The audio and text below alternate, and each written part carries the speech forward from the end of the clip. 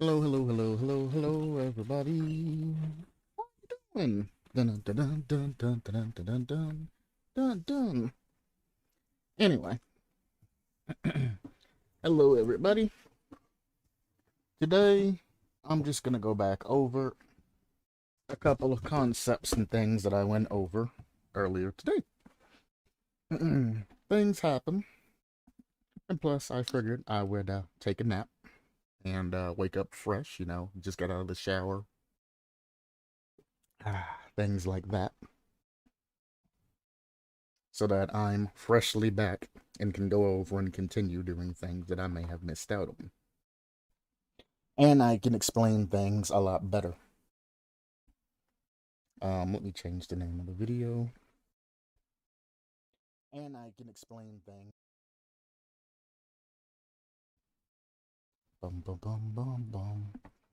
Ooh, that shower water made me itchy. God damn.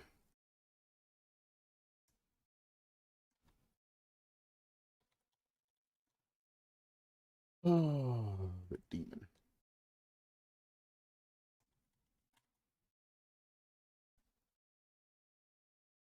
Like, I'm like itchy. Like, what the hell?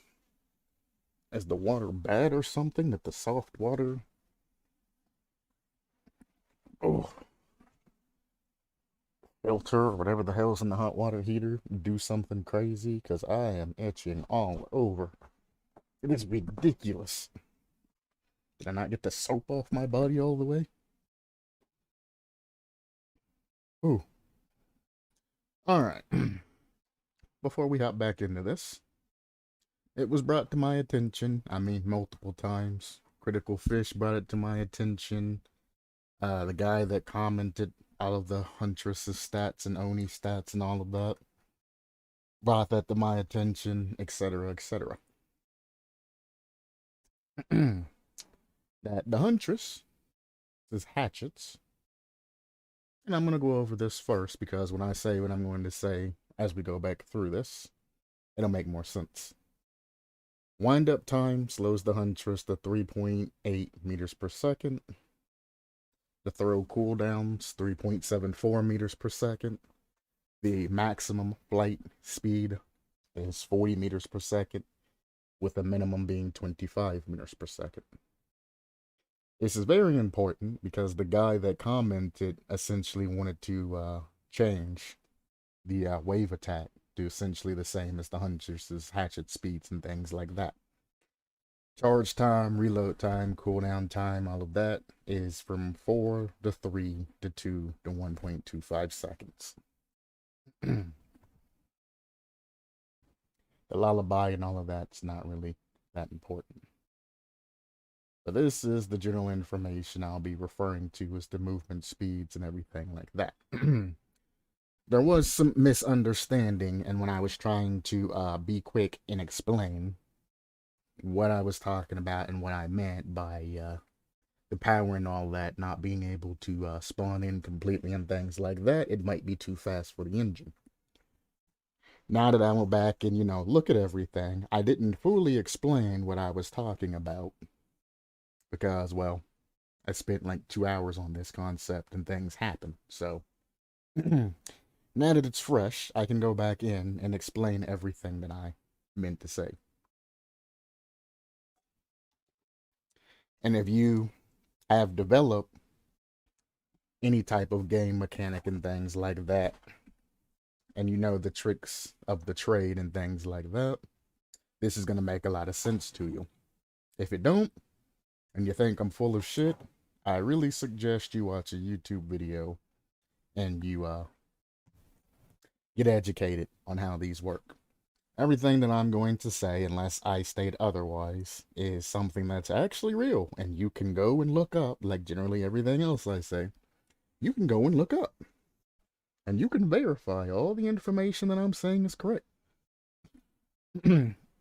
Like the speed thing that I used as an example on how most things move the same speed on racing games and things like that have an FPS cap. How they use effects and things like that to make a car seem like it's going faster than it actually is. If the game's capped at 60 FPS, 60 FPS is as fast as the fastest thing can move. So they add in effects and all of that. But if you know the tricks of trade, you can actually see that a car moving 200 miles per hour in parentheses and a car moving 150 or even 100 miles per hour are essentially moving around the same amounts of speed. It's just there's a difference in FPS and screen toggling and things like that, and game mechanics to change how everything else works. Like, for instance, some racing games, the bots are set a minimum time to finish a race. So if it's a 2-minute race and you're playing against easy bots, they just have a time set to finish the particular race in like 2 minutes and 15 seconds or something like that.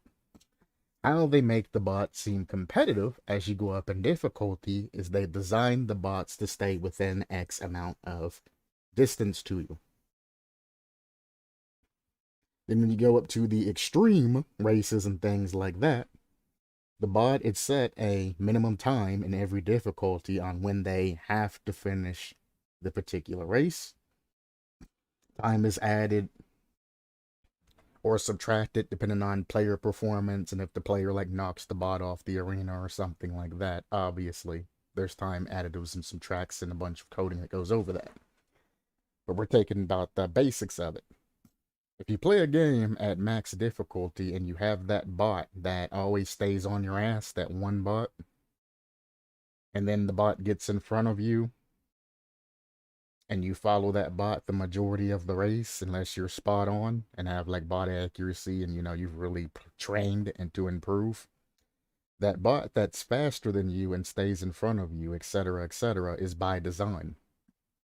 It has nothing to do by how good you're racing or anything like that. Like, if you race poorly, the bot has a minimum time that it has set,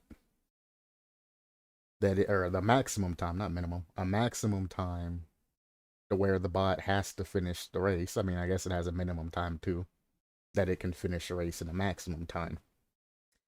So if it's a 2-minute race, a expert bot might have a minute 30 finish, while a easy, like super easy bot might have like a minute or 2 minute and 5, the 2 minute and 10, the 2 minute and 15, somewhere up there.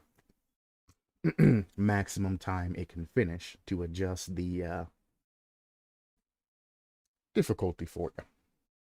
But the super hard bots that when you're racing your ass off and you think you're doing everything perfect and the bot just passes you and you're like, man, their car's faster than mine. I need to get ahead of that car and all of that other bullshit. It has nothing to do with the type of car they're using. They could be driving the slowest car in the game, but guess what? It's programmed to stay on your ass a set amount of distance, and it's programmed to jump in front of you and keep you zoned into the game and competitive. Then towards the end of the match, when you get to usually around the last bend or so, when you're getting near the end, within the last, 5 to 10 seconds, the bot's coded to slow down and let off the gas and go a specific speed. So if you're still in and, coming around the corner and all of that, you can get those last second pass ups where everybody's like, let's go. And they get that endorphin and adrenaline rush and, they're happy and the chat's going wild and everything like that. All of that's by design. The bot's designed to go off whatever time you have and keep and stay competitive with you until the end, to where the bot essentially lets out and lets you win at the end.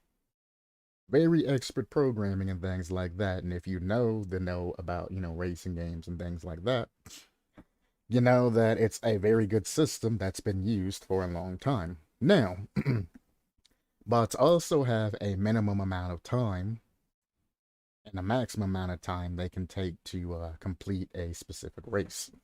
So if you fall off the map and you get behind in the beginning of a race, the bot that's in front, that if it was on your ass, that would complete the race in a minute 30, being its minimum time, because, it's up your ass and you're both racing for everything.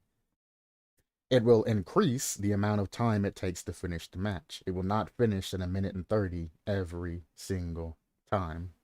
Unless, it's like a minute 20 race and, a minute 30 is just a little bit over and it's set like that. Which I mean, speed circuits where you're going from one point to another, those can be an exception depending on difficulty and things like that. The bots could just be set to finish at a specific time. But I'm talking about like circuits, multiple laps, things like that. The basics of the game, just the basic race.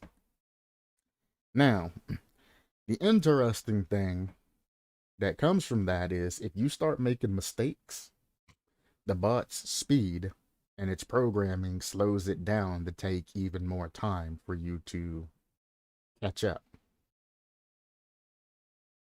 Like in the past, where you could go to the settings and set a catch up feature in the past on old school games, if anybody's old enough to remember the catch up button in the settings menu. The catch up, what it does is whoever's in first place gets slowed significantly. And then the people that are in the back get sped up till they get within, X amount of distance of first place, then everything equalizes the closer you get. Some games do it deliberately and out in the open, like Mario Kart. If you're behind, they give you all the good items and things like that to speed you up. Some games, like Need for Speed, do it passively so you don't notice. And if you've ever been in last place and gotten all the way up towards the front again, or at least a decent position, that's why. The game's designed to slow you down, or slow them down for you to catch up, or to slow you down for them to catch up, if that particular thing is toggled in that game. Most racing games have some form of the catch up function. There are some games that are like, fuck it, dude, whatever you do is whatever you get. If you fall behind, there's not really any catch up or anything like that. You're done. You ain't going faster, you're not catching up. As soon as you make a mistake, you're out of the race for good. Those games generally aren't that popular unless they have something else part of them, like weapons or some other type of crazy thing where you can have fun while not necessarily racing with the crowd and things like that. But going back to the more nitty gritty, the bots are all designed to serve a particular purpose. Every bot in the game. You got the pursuer bot that, challenges you and stays competitive with you, but has an actual minimum amount of time to which it can finish the race. So if you do blow the bot's ass out, it's still not going to finish the race till a minimum of a minute 30. And that's how they make you think you're doing super amazing, because if you do finish a minute 20, the bot that's behind you, that's generally on your ass, has a minimum which they have to slow down to finish the particular race. So they're going to take that extra little bit of time and finish at a minute and 30. But if you're doing decent and you're roundabouts that area, there's different coding and things like that that takes precedence when it comes to racing games. Depending on whether or not the bot's going to pass you and completely annihilate you, or like I said, at the end of the race, it slows down and allows the player to boost past right at the last stretch to give that adrenaline. So keep in mind that things aren't always as they seem, and developers and programmers and all of that put a lot of effort into the game to make it fun for the viewer. They don't just design said game and then bam, the player makes things happen. Like, no, the game is what makes things happen. The player's just there for the experience. Why am I talking about that at the beginning of the stream? Because it's going to play a factor in what I'm going to talk about now. The last thing I want to talk about is loading times. It's no secret that, every time you play a game that has a bunch of caves or crevices that the character crawls through, the other side of the map is loading. You know? like Tomb Raider and Last of Us and things like that, where they have the doors that you have to lift up and then go under and then go through, and then the door goes behind you, or you have to have the co-op to push the door open and it takes time. Or an elevator ride in some cases, like the new Five Nights at Freddy's game. Loading times is what they're used for. They're just active load times. They allow you to still control your character in a small space while the rest of the map loads. If you have the minimum, specifications and you set your graphics accordingly, it's going to be, for the most part, seamless loading, and you're not going to be able to tell that things have loaded around you. That's why everything is balanced in a particular way. Sometimes things aren't added just for a particular balance. It's just made to give things time to the engine to load things up and make things move and things like that. That is the second thing that I want to bring to people's attention. When I go into detail about this,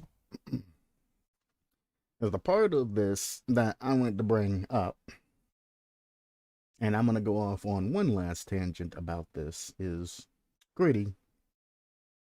I went in, I did a 2-hour review of everything.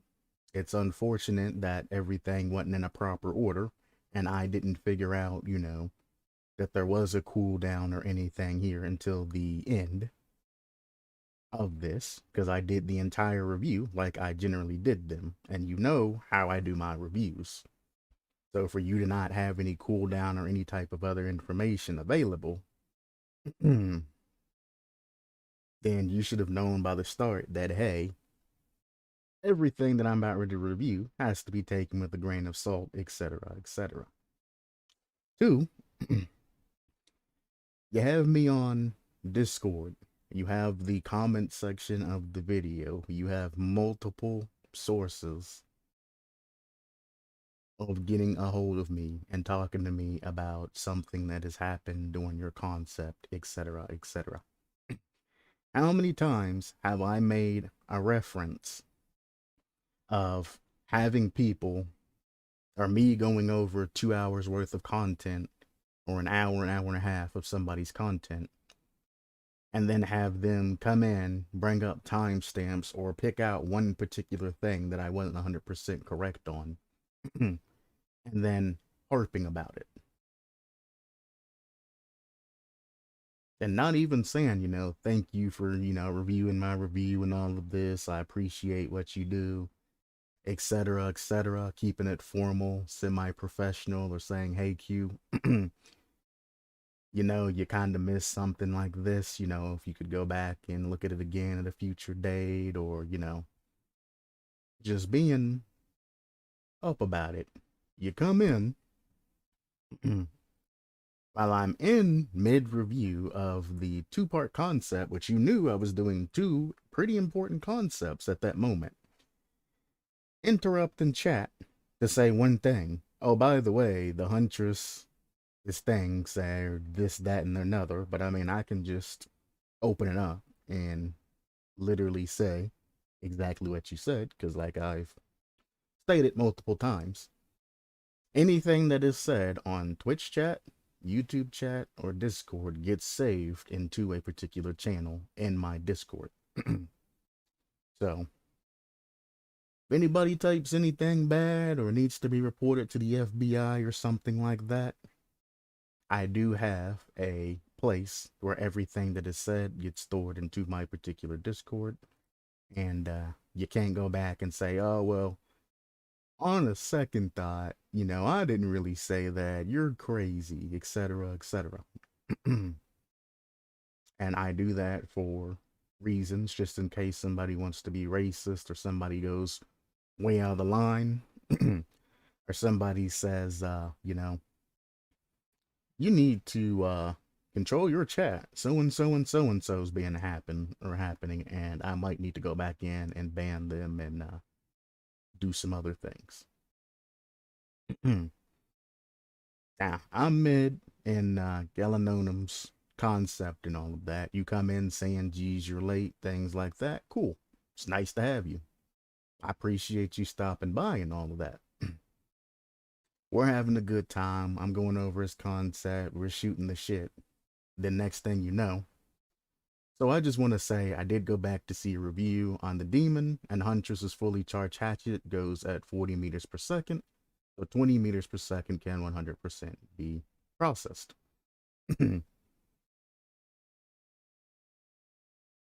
I read it, went through, processed it. Somebody else already told me that information. I told you, cool. You applied again. A Huntress's uncharged hatchet goes at 25 meters per second. Cool. But you could have sent me a message on Discord to check it out later. You could have sent me a message. Well, if you send me a message on the forum, I probably don't see it for months. But there's comment. You have me on Discord. You have 1,001 ways to get a hold of me. Why pop in the chat and talk about that in that particular moment? I'm not even focused on your particular concept at the moment. I'm still trying to go through Galanonim stuff and get him his, 2 hours of content and give him what he's looking for. I appreciate you bringing it to my attention, and you could have just said, hey, Q, can you go back and look at my concept about something, and then just put a change log or added something to your concept at the bottom that I could revisit later on, which I planned to come back and revisit your particular concept anyway. Because, well, everything I said got debunked because the cooldown and all of that wasn't mentioned on any things until the way toward the bottom at the end. Like I said, all of these misunderstandings and miscommunications, half of them could be avoided if you just let me know what's going on.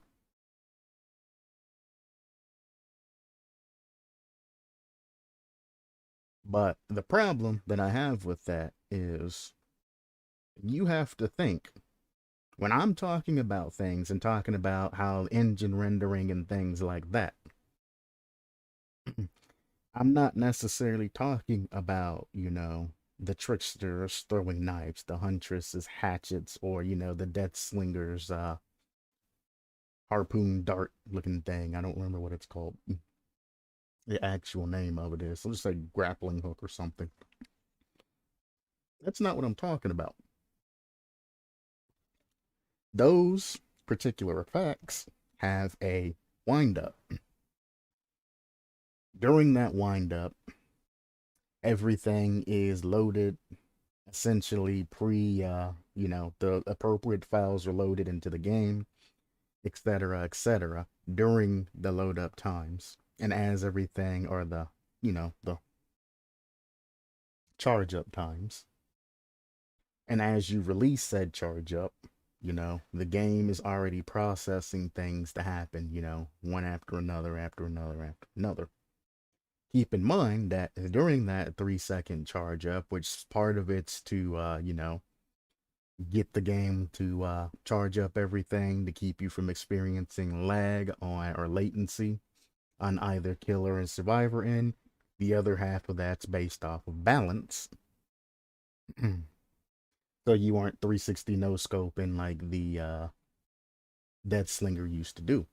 The Death Slinger used to 360 no scope people just randomly. It used to be very laggy because the game never had any time to actually load everything up.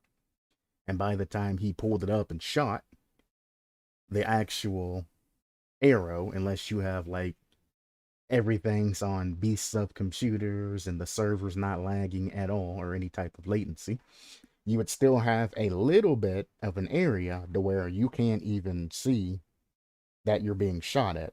Most people go off the sound, not the actual object flying at them, until after it, renders in and their brain notices that something's coming at them.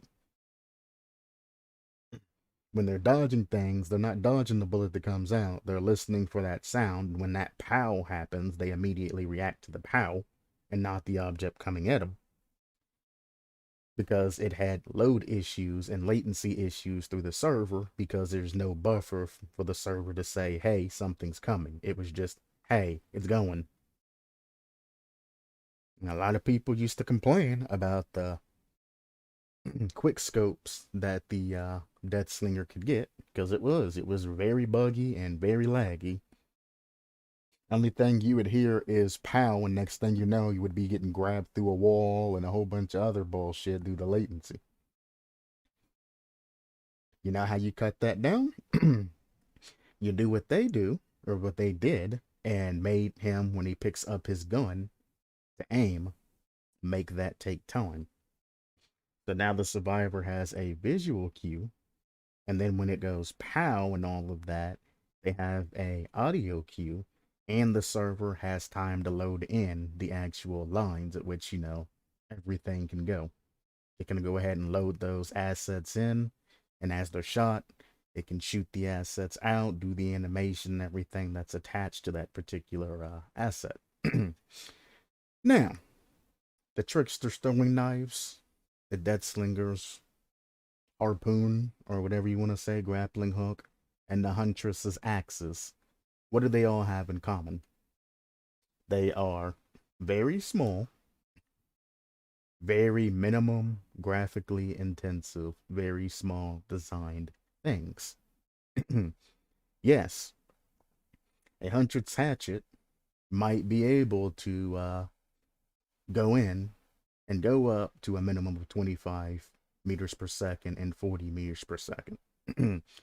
It also flies at an arc, which in turn makes it take a little bit more time, which in turn would technically make it take a little bit longer, as opposed to a straight line. All the way up to, what was it? I think we got a max of like 60 something meters per second of something just absolutely positively just crazy. And I gotta look through and find it. 32 meters in like 1.5 seconds. Actually, now it would be even less than 1.5 seconds. Somewhere between like 1.3 and 1.4 seconds. You have to make this wave spawn in the 1.5 or whatever seconds, and then it has to fade out and fizzle all within 1.5 seconds. We ain't talking about a small hatchet that has a fairly small hitbox. We're not talking about a throwing knife that has a fairly small hitbox and not really a lot of, detail around it. We're not talking about a harpoon that once it hits you, the rope and all of that pops in and all of that. We're talking about a full, gigantic vertical wave that is X amount of distance wide and X amount of distance tall. You come in and comment saying that the huntresses, hatchets, and do all of that. You remember when you said to me way back when, it's funny how I could change the subject when it suits your needs? You changed the subject telling me that hatchets and everything like that can charge up and spawn in and all of that, but you still never told me the information about how tall this vertical wave is or how wide the vertical wave is, and as it gets wider through the different tiers of the attack, how that correlates to anything. So even coming in and trying to push me with all of this general information, you're still missing the basic information that I asked from you before. Why come in and say something just crazily off the wall that doesn't even pertain to your particular concept, and then leave out the information on top of that that I was already talking about? I'm doing everything live. I have to be on my toes and quick thinking. You had all the time in the world to sit down, think about it, go over the information provided by me, the other guy, even Galanonim provided some information, etc., etc. You had time to sit down, stew in it, go back into the concept, look at everything, make changes, make everything, do whatever it needs to do. But instead, You just immediately went through, skimmed through whatever it is you wanted to skim through what I was talking about, and then came and immediately, almost it seems like you rage commented straight at me. And I'm like, brother, it's nice that a huntress hatchet can spawn in and all of that, but what's that have to do with this huge vertical wave that gets wider and wider and wider, spawning in, that moves at an incredibly fast amount of speed and doesn't continue on? It goes to a specific point and then stops, which means it has to go and then it has to unload. Load, shoot, and unload within 1.5 seconds or so. Charge up time, the engine can load a little bit of that, but I mean, keep in mind what it's up against. How laggy and glitchy things still sometimes seem. Like if you actually watch a Hunter's Hatchet being charged up and then thrown for a killer, you can see exactly when you charge it up, when you release it, where it goes.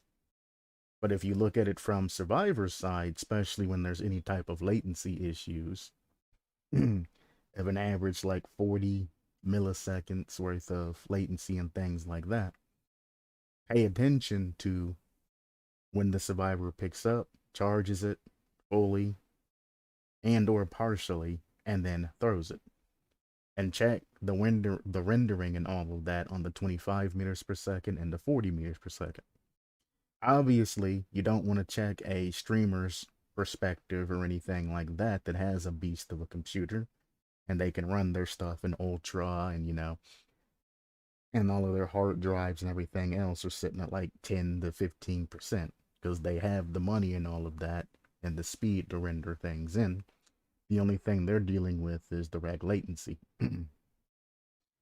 Most people that play PC games don't have, 10 to 25,000 computers. We're talking about average Joe, and more importantly, we're talking about console players and things like that, and all of that being balanced for everybody. And that's the thing that I was trying to harp about. When I'm saying when you have this gigantic wave that just essentially comes out of nowhere, it's going to be extremely hard on the game to pull this out of its ass, to spawn it up, have the hitbox set, all the effects and everything else off of this wave, and then make it to where, the survivors can clearly see it and it's not like a spectral wave. It's an actual attack that everybody can see. And then as soon as it fully spawns up, has all of its glory and shoots out, it immediately has to despawn right afterwards. That's going to take a little bit of work, and they're going to have to keep modifying it and modifying it and modifying it to try to make it look good, but also not be, resource intensive and blow people's systems up and things like that don't have beast of computers. And that's where I was coming from when I said that you might not be able to get the effects that you're going. And the easiest way to not have this graphically intensive thing that has to start at your particular killer and then go all the way out to a specific place super fast and then disappear. It's just setting a minimum distance so it has time to spawn and it doesn't need to spawn directly in front of your killer, and then shoot out so it has that time of buffer in that minimum area where it can just spawn a little bit of ways away from you and then shoot out till its max distance and then stop. And the more of a charge up, the longer the distance it's going to be, because that's just a designer technique that they use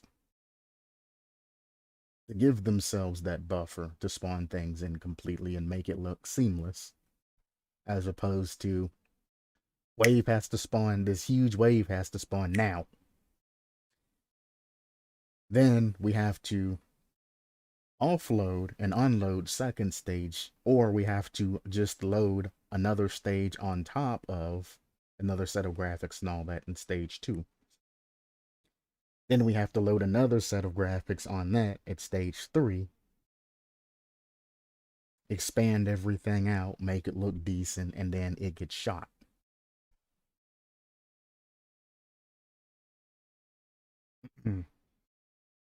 Like leap attacks when you're moving the entire killer's body towards something. There's a reason why the charge takes a decent amount of time to get those leaps out.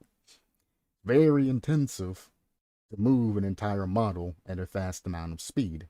Yes, some of that is made, for balance wise, it's extended, but it's also made to help the engine out and help everything, run smoothly. Especially servers and all of that, which can have multiple instances of this happening at the same time. And that's what I was trying to talk about. I didn't have time to go super deep into things because everything was out of order. And everything that I went over is probably going to be subject to change because, well, the cooldown and all of that, I didn't even know till after the end of all of this. And you gotta be with me when you say the tiers system still is incomplete. I've already reread through all of this. The tier system still seems incomplete, and this is the second time me going over it. It says things about the stage tier, but the actual tiers of the wings don't make sense.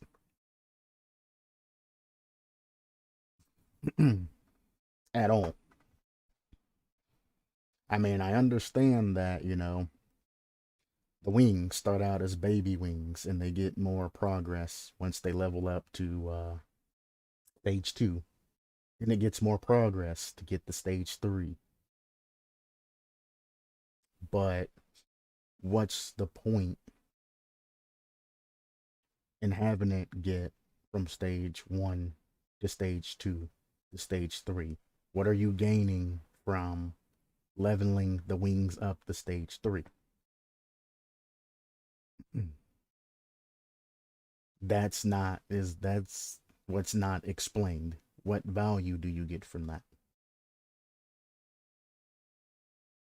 Then, without even explaining all of this, you go down to stage 1 of the particular charge of your power being baby hit, stage 2 being a medium hit, and stage 3 being a large hit.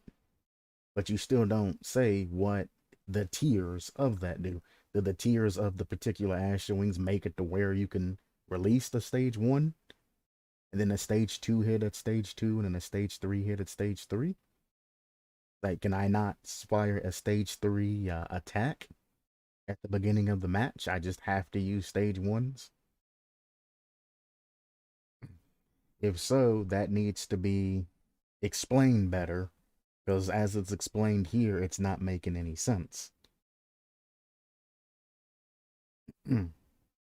Because nowhere here does it mention that you have to have stage 3 wings to use the charge attack up to 33%. It just says that you have to have 30% charge in order to fire that. It says nothing about tier 3. And tier 1, 2, and 3 of the wings do nothing. So we have a double tiered system of the wings being able to level up and the attack being able to level up. But the wings leveling up's never mentioned and does absolutely nothing. So that at this point can just be removed from the entire concept of this, the stage 2 and all of this. All of that can, for the most part, be removed. You can take the passive gains and all of that, put them, later on in the list and get rid of the tier system and just go straight to this on charging the charged attacks. 2, it don't make much sense and having a 0.5, a 1, and then a 1.5 attack. Well, as I'm going through and looking at this the second time, I was like, why? If you're gonna wait a second, another half second's just a blip away.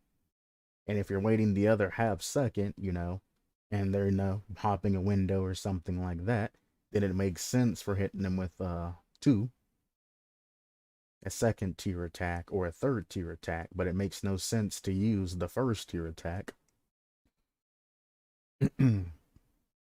unless you're just tunneling and trying to keep survivors slow. So having the .5 charge and all of this other stuff right here is kind of irrelevant and kind of makes this particular concept a little bit OP because you can keep hitting. Yes, at the end, when you told me that there's going to be a cooldown and everything like that, and then a speed back up and everything else.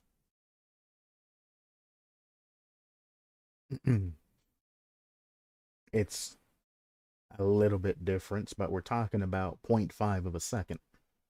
The difference between 1 second and another 0.5 after that second ain't a lot of time. If you're going to charge up to the 1 second, you might as well go to the stage 2. And if you go to the stage 2, you might as well try to go to stage 3 because it's only another second above stage 1. What's a survivor really going to be able to do in 2 seconds? Now, obviously, if they're by a pallet or something like that, you're going to want to release it at a second. But I mean, if you're talking about lunge attacks and things like that, and the time distance between that to where you can hit a survivor generally going through a pallet, it's not going to make that big of a distance or deal for a ranged attack like this that goes, 25, 30, up there in speed, 25, 30, 35, speed very quickly. It's not going to matter. This attack's faster than a lunge attack. And it's the same equivalence, except for you get a lot of effects as opposed to the survivor just scurrying off afterwards. I still agree with myself when I said you're using the hindering status effect and the haste status effect way too loosely. And as the guy said down there, somewhat, and one of those,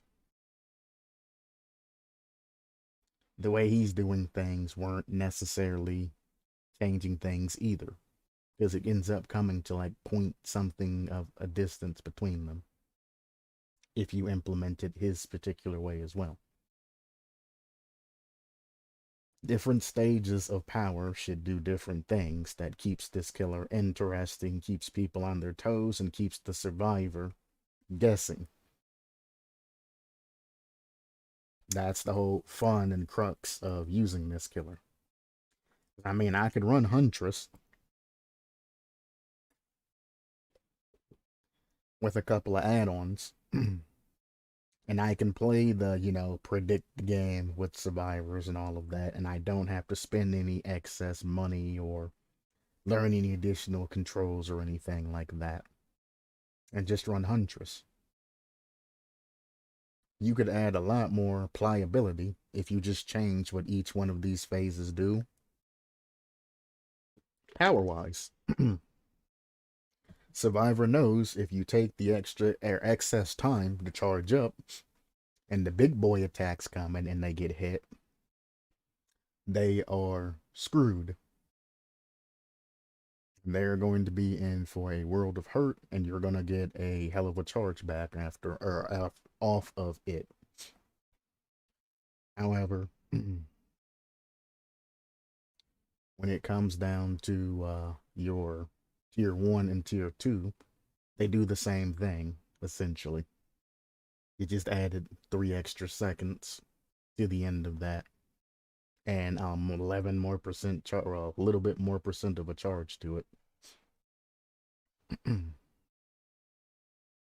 So it's like, it's the same power that just got buffed a little bit.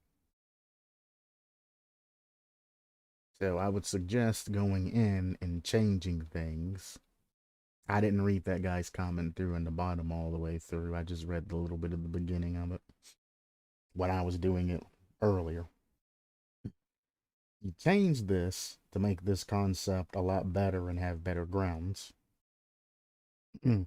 Every killer that you make doesn't necessarily need to have this same cooldown and everything. You don't need to slow the killer down on canceling and then slowly going back up to everything. If you charge up a wing attack and you don't want to release said thing, just continue floating along your way. You can slow them down, as they're charging up, but once the animation cancels, there's no reason to keep them slow for another 2 seconds, because, like I said, if they're doing baby attack, it should be different. And having this one thing incorporate or encompass all three of these different attacks doesn't make sense. Again, why would I use little baby attack, especially if I have to end up canceling it? I'm going to be stunned the same amount of time if I use the big attack. What's the point?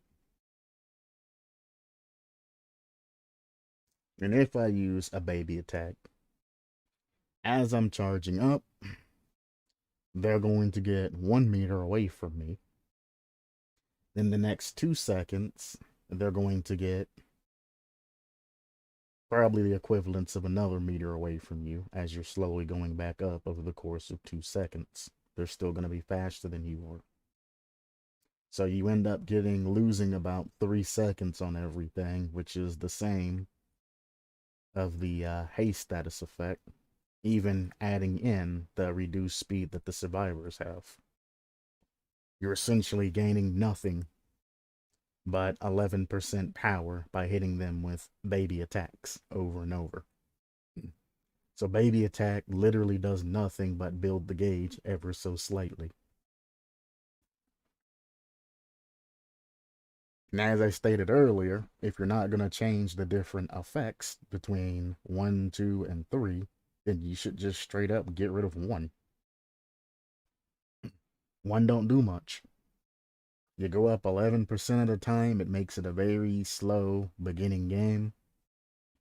And unless you have some bangers of add-ons and things like that that benefit the first particular level without OP buffing the rest of the other charge levels, your 1 level don't do much. You charge up 0.5 seconds, you swing or you shoot, poof. If you cancel it, you slow down. Or if you hit, you slow down. It's the same cooldown, regardless if it's canceled or if you hit. That's weird, and it don't make sense, especially for a slightly charged attack. Then, if you go all in and you supercharge an attack and put all of your force into it, you have the same cooldown as if you did a small attack. It don't make sense. Each one of these particular tiers should be different.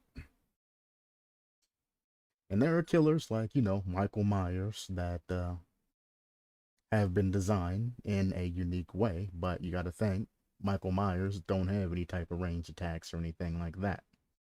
It's a whole different ball game when we talk about Michael Myers' tiers versus these tiers. All tier systems are not created equal, and they should not be all designed the same. Not only does it make for dull gameplay, it also just makes it to where your killer is very predictable, and it makes the player base maybe try out your killer a couple of times, and then they're going to shove it to the side like they do every other non-meta killer. Then the game, if they elected to make a contract with you or something like that, has to deactivate your particular killer, or if it's just a free to play, it sits on their game, taking up space because it's never played, and will eventually be deactivated.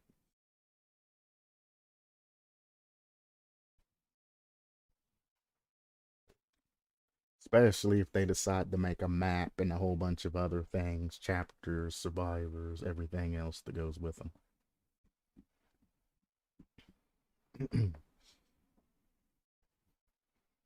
The game already takes a decent amount of time to install, and the game's getting bigger, even though they're starting to compress files and things like that. After all of this time, the game doesn't need excess things added to it that don't provide any unique benefit, anything new, anything that keeps people happy about it being implemented into the game.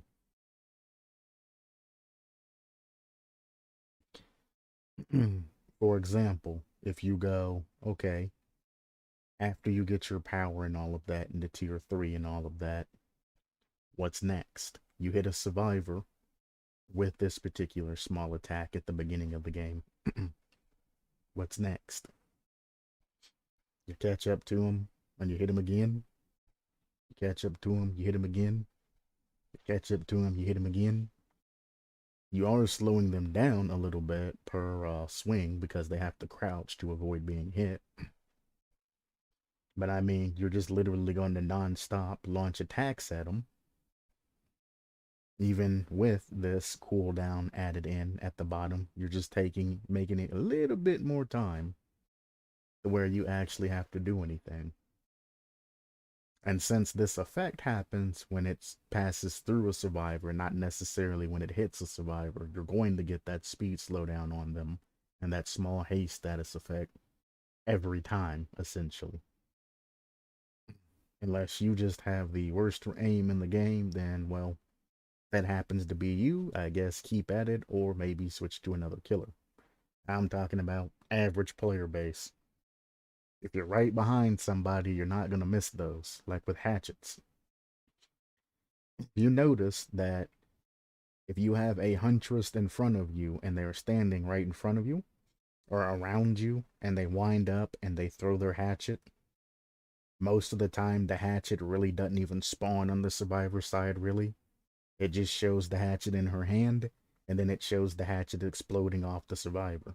Because it doesn't have enough time to render full hatchet as it's going into your ass. By the time she's letting go of it, it's already hitting the survivor, so they cut out part of the animation, and they just show it leaving, basically teleporting out of the killer's hand and exploding on the survivor if you get too close to a survivor. And that's with a small, that barely needs to be rendered hatchet. Again, we're talking about this huge vertical wall of a wave that's going in that gets bigger and bigger and bigger. So everything that I said earlier about the game not being able to, spawn that particular power and maybe needing to set a minimum range. Because what's going to happen is if you're close to a survivor, which most people are going to be because it makes no sense for launching this particular wave at a long distance when you can just hit somebody up close and keep chain hitting them over and over and over again, and they're only going to get, a couple of meters away from you each time you chain this when the cooldown and all of that goes away. And since they have to crouch and all of that, that's extra time that they're going to be spent in a crouching position, running a little bit and then crouching, and running a little bit and then crouching, and then running a little bit and then crouching till they make it to a window or something. That's the entirety of the gameplay is going to end up being. The survivor running, and then crouching, and then running, and then crouching, and then getting tired of it, and trying to 360 or dodge it, because crouching all the time's boring and annoying. And they're going to start taking hits and going down. It's not fun gameplay.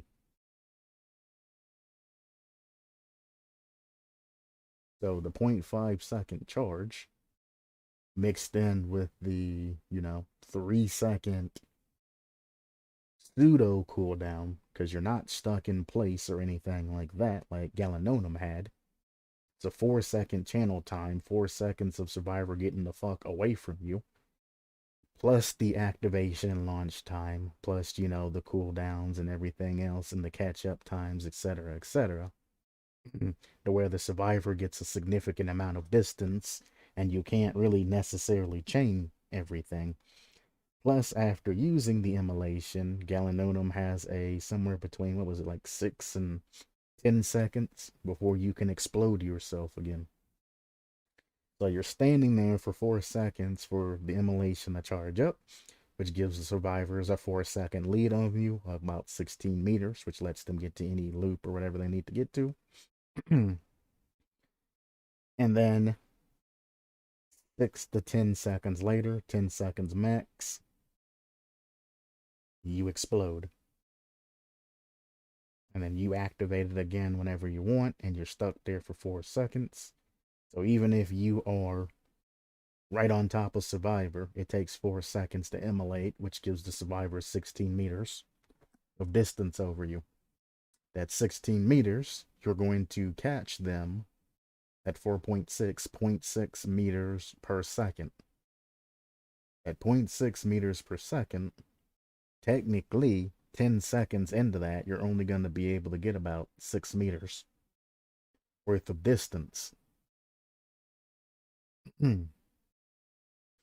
So speed and things like that are definitely have to be incorporated into it, which I'm pretty sure they were, to pick up that excess distance. Here, we have the killer speed being boosted, the survivor speed being nerfed. And as the other guy pointed out, your killer of 4.4 getting a 10% buff is a lot better than a survivor at only 4 getting a 10% nerf.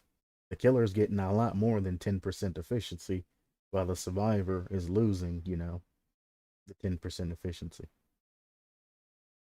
So, anytime you charge for the 0.5 seconds and use the basic attack, you're right on a survivor's buttocks, and you're only losing 1 meter per second from them. So, if you cancel, you lose a second, and the survivor, if you're on top of them, only get 1 meter away from you. So you can continue to keep massively pursuing things like that without having any type of issues. And then you're going to slowly go back up to 4.4.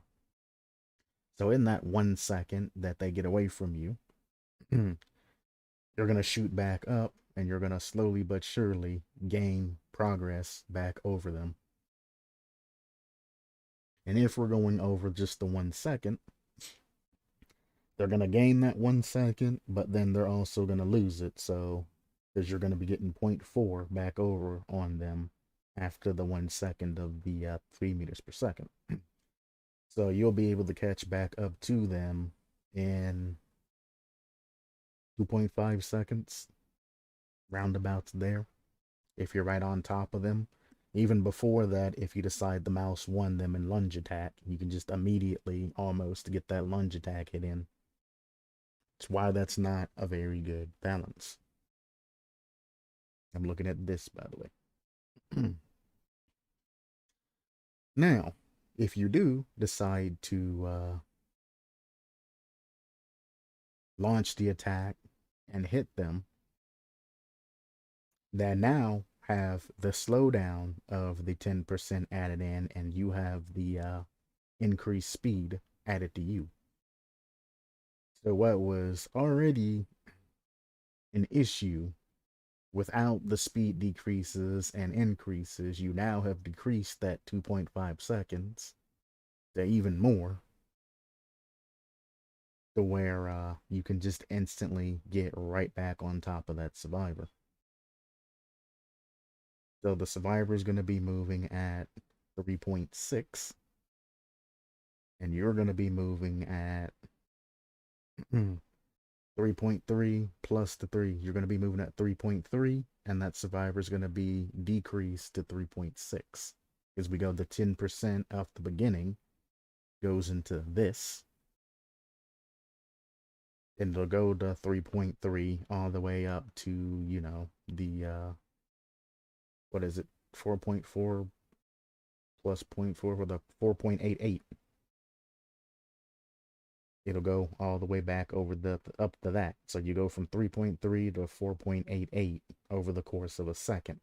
So that speed's going to come back halfway between whatever 3.3 and 4.88 is in 0.5 seconds. It's definitely going to be over 4 or over the survivor's speed. So you're only getting a slowdown of about 0.2 seconds of that slow. And then over the course of the 2 seconds, where everything goes all the way back up to max.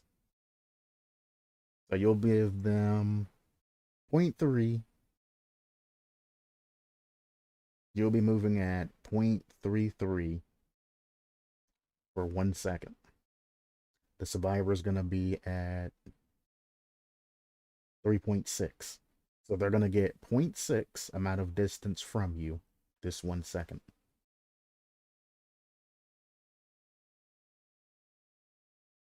After another second pass, they're going to be back in between over 4. Killer's going to be over 4.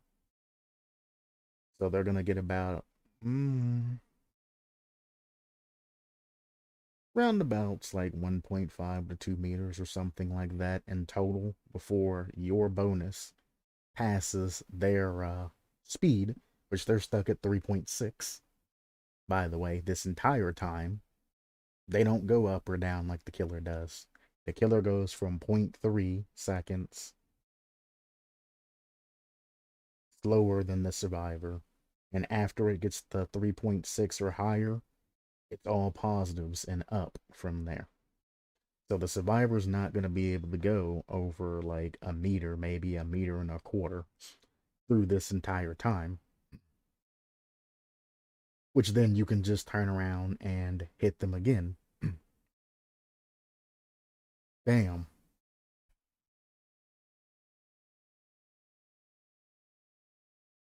Bam. Bam. Bam. Bam. Bam. Bam. And just the continuous chain. And if that survivor doesn't crouch every single time you try to hit them with this continuous chain, they're going to be taking damage.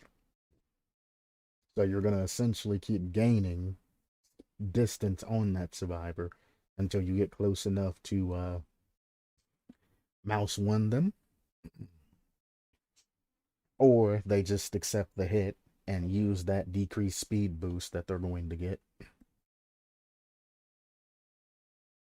to just try and get some distance from you. But they're still going to be hindered if they get hit by that particular blast for 3 seconds of 10%. I mean, that's very significant. And let's go over that. Survivor speed after being hit by a car. I love that. Survivor speed after being hit by a car. Oh, that's funny.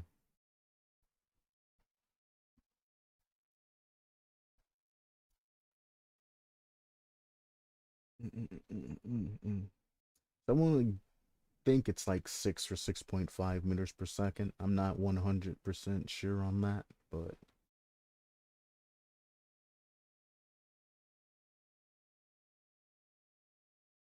it's 150%.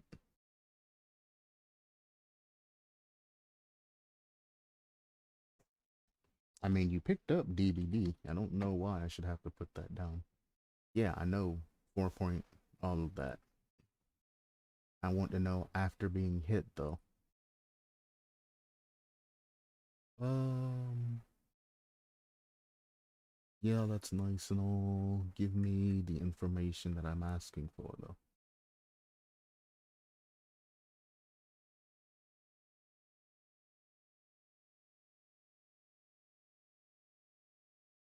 Why is that so bright?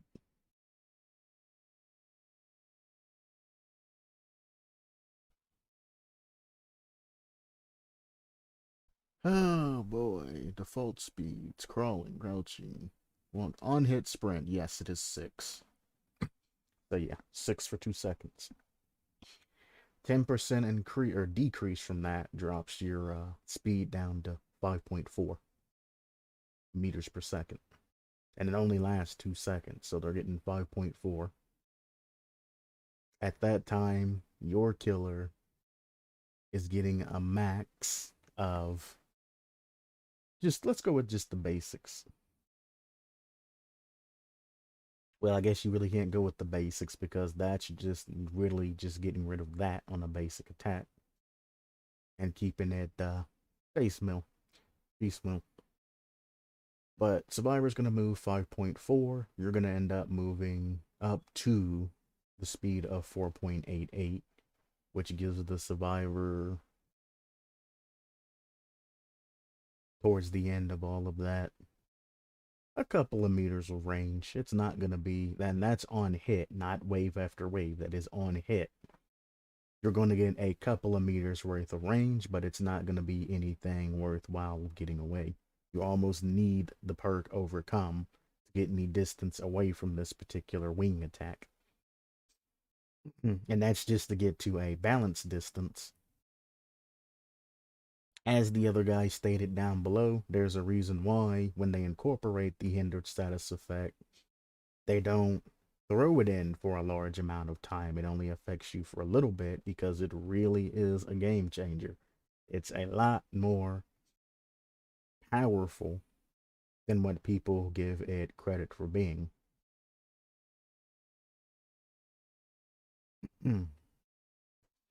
People need to come to realize that when you throw out the hindered status effect, you're really decreasing survivors' move speed, and you're gonna haste yourself on top of it.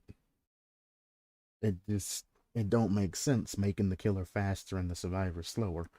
If anything, it's also kind of redundant. Instead of doing the 10 for 10, why not just find out what it is and just give your killer the particular haste for X amount of seconds that equals to the same as a survivor being hindered by 10% and just going from there and see if it's balanced that way. Or hinder survivor a specific percentage of the way that incorporates the same amount of time the haste you're getting for a killer and see if it balances that way. That's a second way to check for that. Here's a news flash for you. You get up into the ridiculous amount of percentages that make you go, ugh, if you actually do the math out all the way. Because 10% haste speed incorporated into a what does it say? 0.4 or 3.6 meters per second on a survivor. This haste speed goes up quite a lot. And it makes you go, ooh. And if you hinder a survivor, the amount of speed that it takes for the killer gaining that haste of 4.88 for the 9 seconds and things like that, you go, holy shit, that survivor just got shit on and really can't do anything during that period. Double check your work by running formulas different directions and different ways. Then you get towards the bottom, and anything that talks about stages, you get here.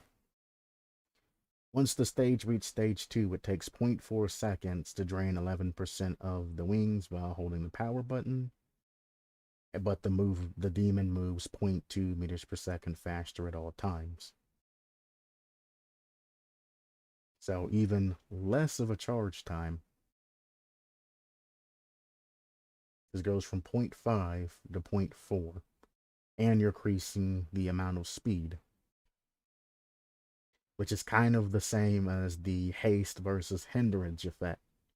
Why take it and make it less seconds to drain and then move the demon faster when you can just incorporate both these numbers into one side of the equation of making it faster time, or you can just have the base demon movement speed be faster to incorporate the regular 0.1 difference in charge time.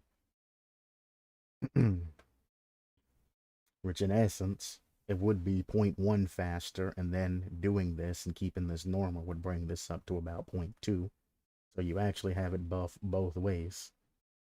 And again, the 0.4 is the equivalent of adding in about 0.2 speed. Or 0.1 seconds here is the equivalent of adding in 0.2 speed. You're buffing both ends. Oh, well, my killer's stronger, so I'm going to buff all of his base stats by X amount of percentages.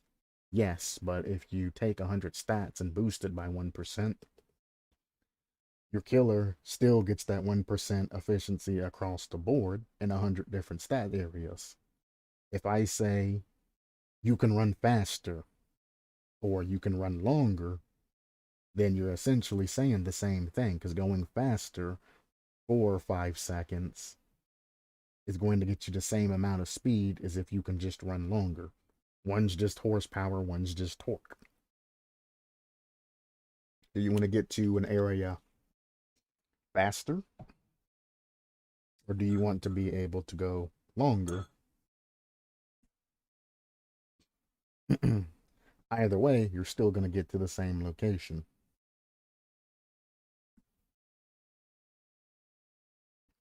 And then at stage 3, the demon moves 0.6 meters per second faster while charging Ash's wing.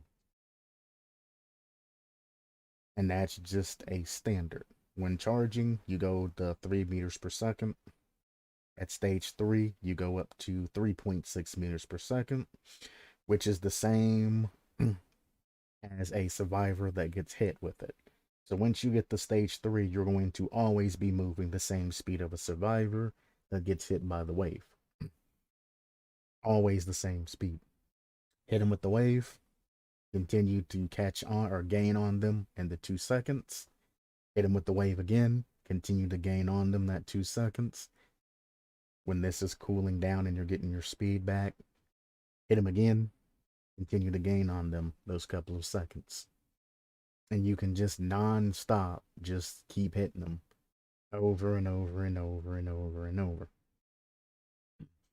There's a reason why the clown's bottles, which that guy mentioned down there, but on a side note, there's a reason why the clown bottles has a reload time. After shooting or throwing X amount of bottles, the clown has to stop for a cooldown to restock on his power.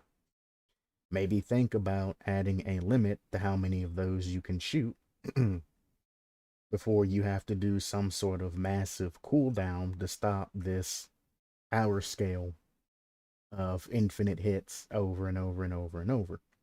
Very simple. You can only launch, like Legion has a limit to where he can't just infinitely chain off people. Legion has a limit of like 2 hits that you can do. Then you can have an iridescent add-on that gets rid of your limits to how many you can have, or adds an extra limit, like Nurse going from 2 blinks to 3 blinks. 3 blinks on a Nurse is very hard to avoid. 2 blinks is aight, but 3 is almost impossible because they just keep going and have the lunge tack at the end. So you instantly have to avoid so many different instances of the Nurse that can down you. So have your add-ons and things like that actually develop around the stronger parts of this and leave your killer more mediocre and more normal and more weaker in a state of weakness without the add-ons and everything. So when they see add-ons that support your killer, people go, hey, these are some very good add-ons. I like how they enhance the power of the killer and all of that. And you don't have that, well, this killer's just OP, and then you put on add-ons with it and everybody just rage quits when they come across your killer because, well, survivors stay slowed the entire time. You can't run away or you're going to take damage from getting clapped by the wave. But if you don't take that damage and get clapped by the wave, you're just going to be slowed the entire time and the killer's going to catch up to you and inevitably get you anyway. It's a lose-lose situation. So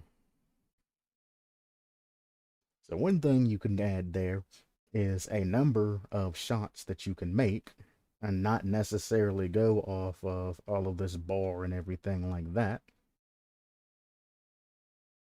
and have it to where, oh, if you hit, you get more charges back and you can essentially chain forever. So, I mean, it only takes 11% to fire. You're starting off with 70. There's a lot of hits that you can miss before you have to worry about any of that.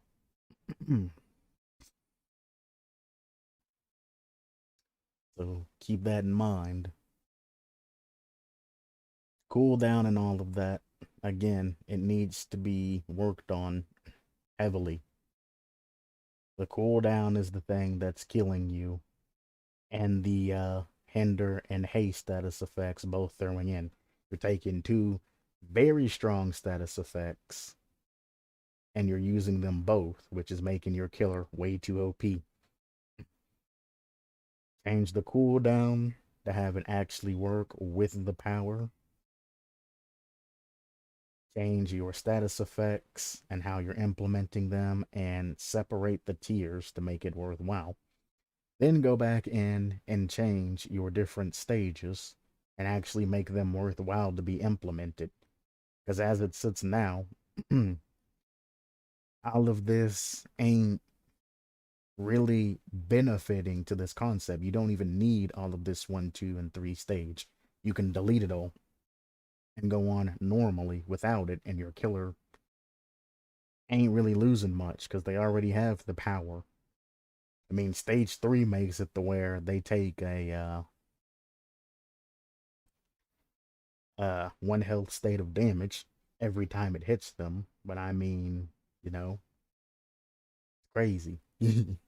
Where you can just keep chaining. As soon as you hit stage 3, which isn't going to be that hard to do, the game ends for survivors. They no longer can complete generators because they can't outrun you. And every attack that you use deals 1 health state of damage. So this just comes down to how fast can I hit stage 3?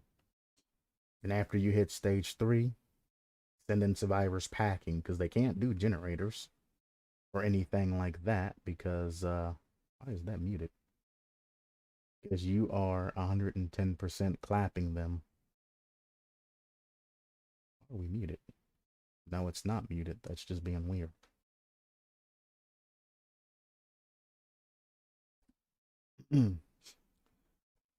So you've efficiently made a very strong beginning killer, an OP middle killer, and as soon as you hit tier 3, the game should just magically come to an end.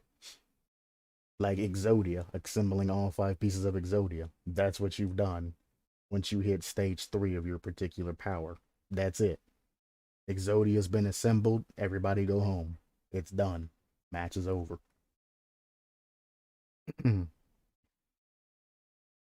Again, this is a very incomplete concept that I wish more thought and things have been thrown into this.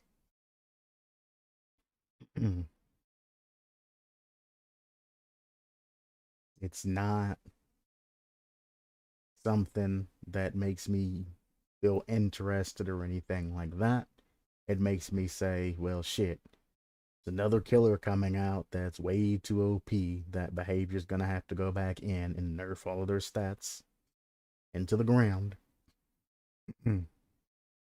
And it's going to end up being a very, very commonly played character. Everybody's going to want to play the character till it gets nerfed because it's free wins. Then once it gets nerfed into the ground and everything makes sense, people aren't ever going to touch the character or a killer again. It's going to be the end of it. Again, I'm not going to go over add-ons because they're all subject to change. And then the rest of all of this, I'm not too worried about going over perks and all of that again. Whatever I said earlier, that's what we're going to stick with. This guy, some of the things he said make sense. I'm not going to go and read this entire thing because he could have easily summarized all of this, went through and taken the time to Pick out the more important things that actually make a difference and gotten rid of the things that really don't make a difference.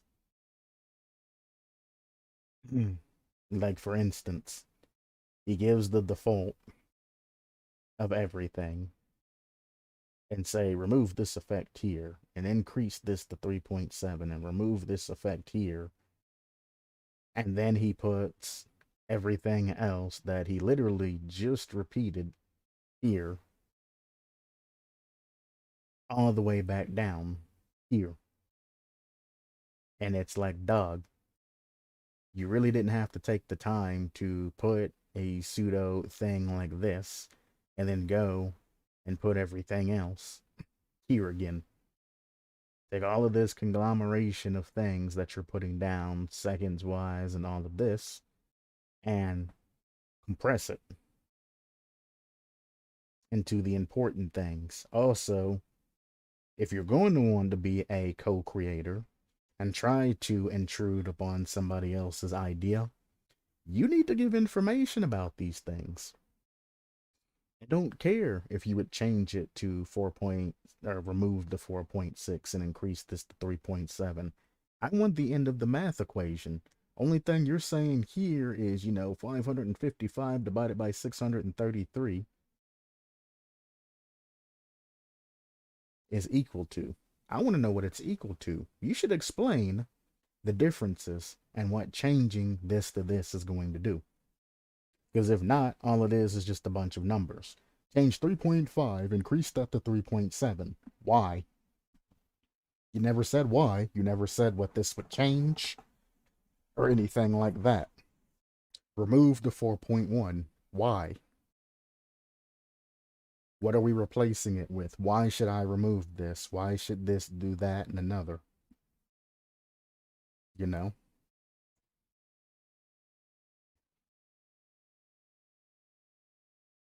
Anyway,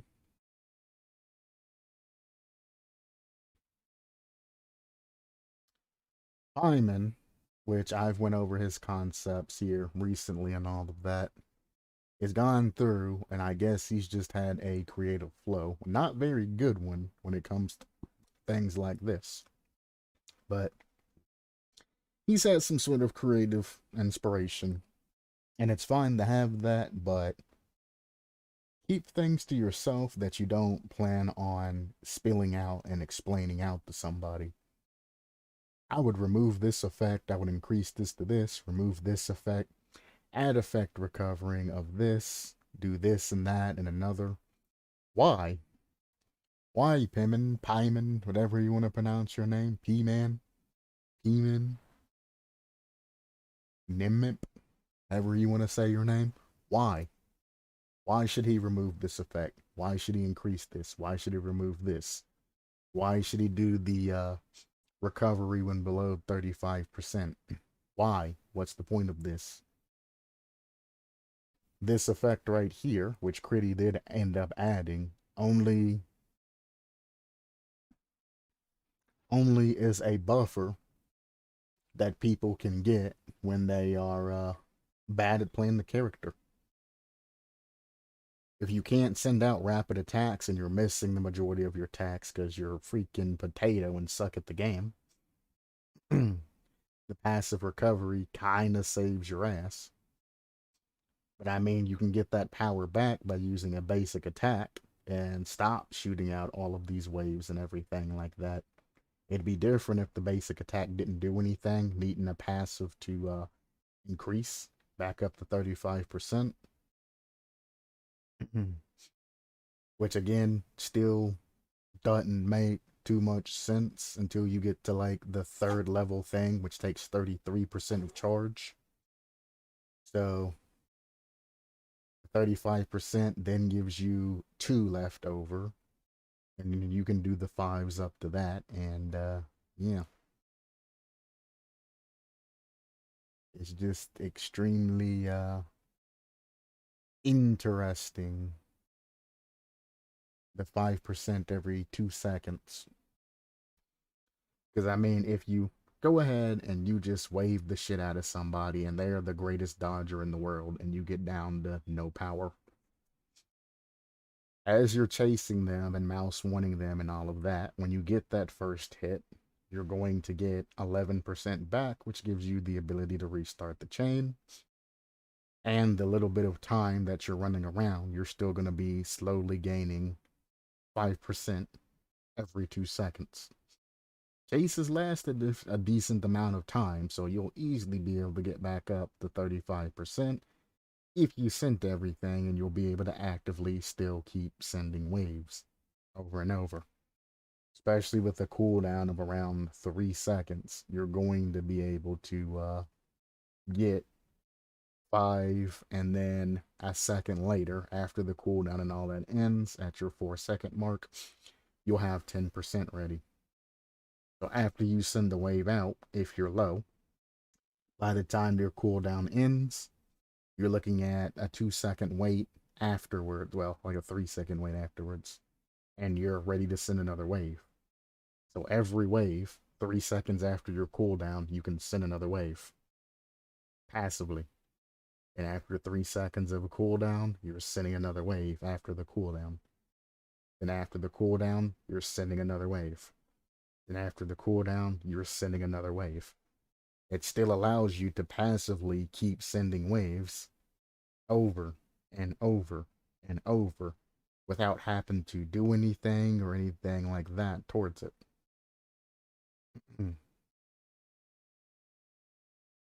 So you still get back to the main functionalities of you can still non-stop send waves out.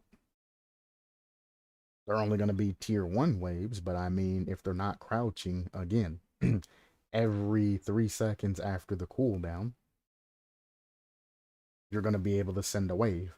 So they're going to be crouching quite often to try to avoid being hit by that wave or damaged by that wave. And after being hit by it, or it passes through them, they're going to be slowed and keep happening to play this puppy dog game. And if they hop a window or something like that and get away from you, you're passively, every couple of seconds getting, charges back up to 35. 5 times 7 is 35, 2 seconds. Every 14 seconds, you have the ability to unleash 3 waves. Period.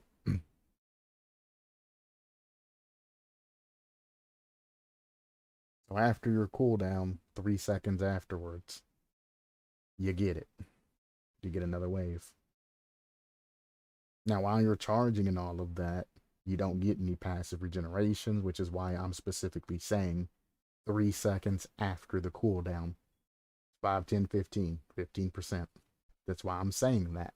For anybody else that's viewing in, I'm acknowledging that you can't get the charge while you're charging up the attack and doing all of that,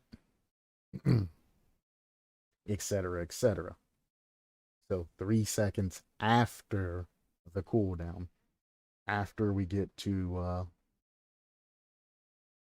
that's Survivor.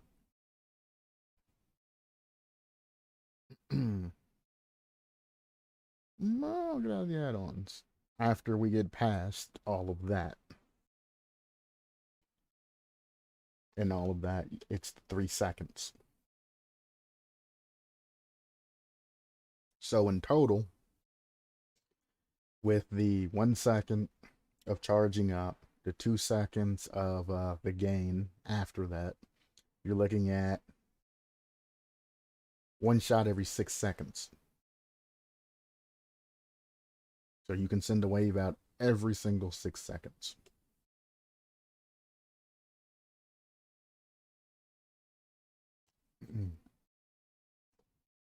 Now,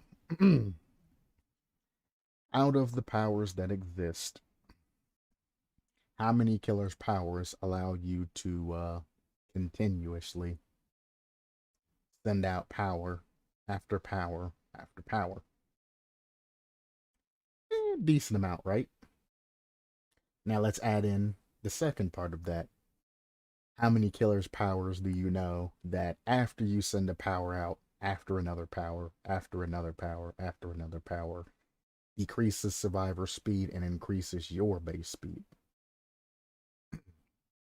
select few. Now, let's add in killer's effects that you can use one after another, after another, after another, that when you hit a particular survivor, you gain double the amount of charges that you lose. Then let's throw in the final thing of let's talk about killer's powers that after you while you're using it, you still keep the majority of your speed, 3 meters per second or above around that area. And then after you get done, you go back up to a particular amount of speed, which will still be haste boosted to 10% on top of that. Heck, find me a killer that only has 3 of those particular things incorporated into one, and you will be doing good. And you see how stacking all of these different small effects into one concept kind of goes on to a route of ridiculousness. So as I went through this again, most of the stuff I still keep the same. This person has just this convoluted, essentially change log that they want to see done. They're not asking you to do anything. They are telling you to change this to 15%, change this to 5%, do all of this bullshit, and then they're just going to assume that everything gets balanced and things like that. Even went to the perks and everything else. It's not even to the point of giving you constructive criticism, literally just rewriting your entire concept. This kind of ridiculous, son. Even when I talk about changing people's things and suggesting and things like that, they have to come to my stream to get the detailed and tailored information. You, sir, are going to their area, their creative space, busting in and demanding all of these changes and things like that. You're not even explaining why these changes should be made. You're just saying that, oh, change this, change this, change this, do this, do this, do that. Very obnoxious. And it's not something that you should do to other creators. Nobody's in your particular thing saying, well, if it was up to me, I would rewrite your entire concept and change everything to where I personally like it. Who does this? Who just goes out and rewrites another person's concept?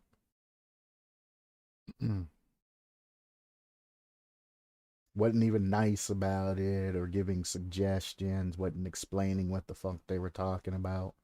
Just made this entire change log.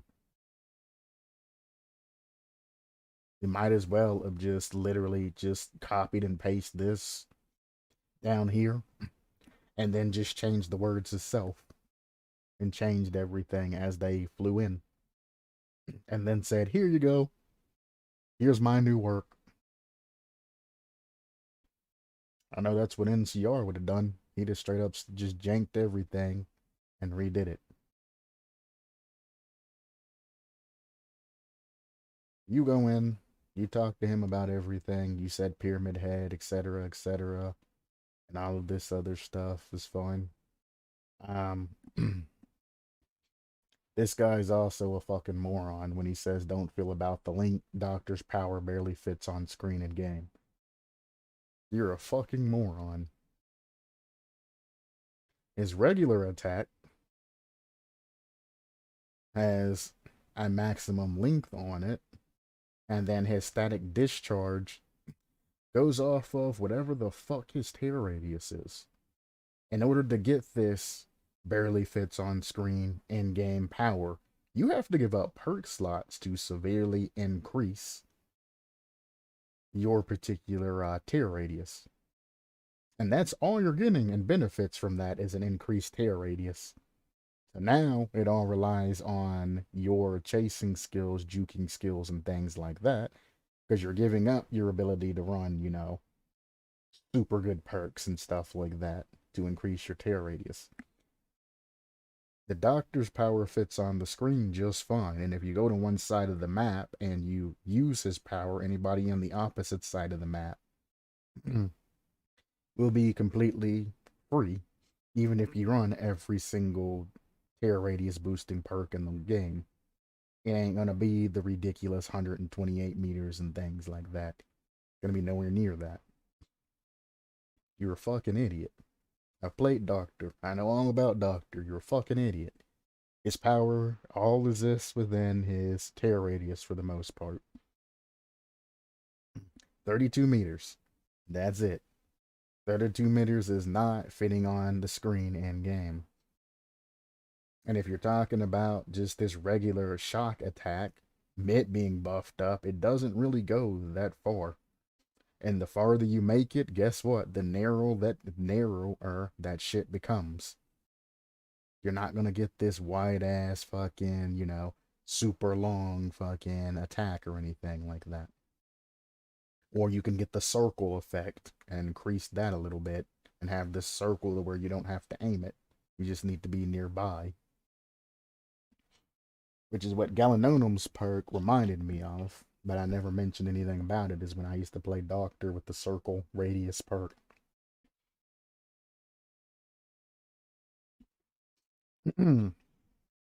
Obviously, his immolation perk only goes 2 meters and the Doctor's goes a little bit farther, so it's not the same, but it does give you, radiuses and things like that, and how effective it is if you scale it a little bit lower than what the Doctor has.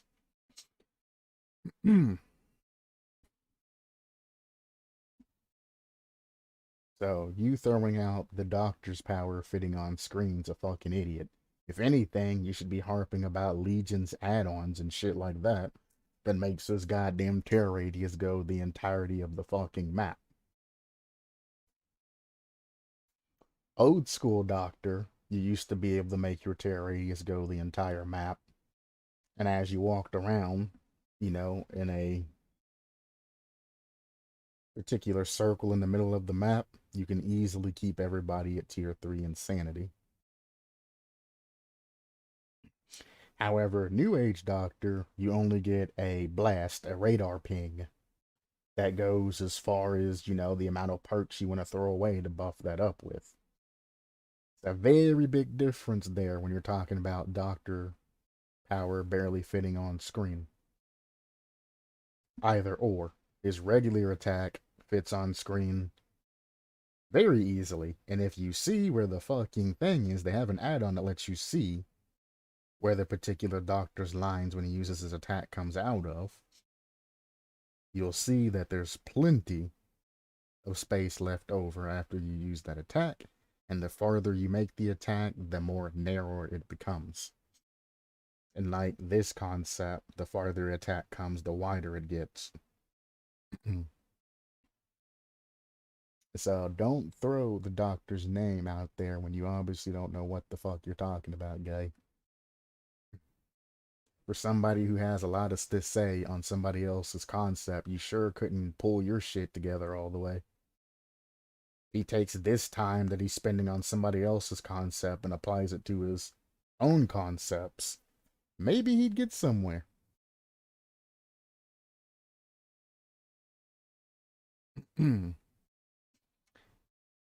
Then he completely, after throwing some bullshit out about the Doctor, throws out shit about the fucking Oni and shit like that.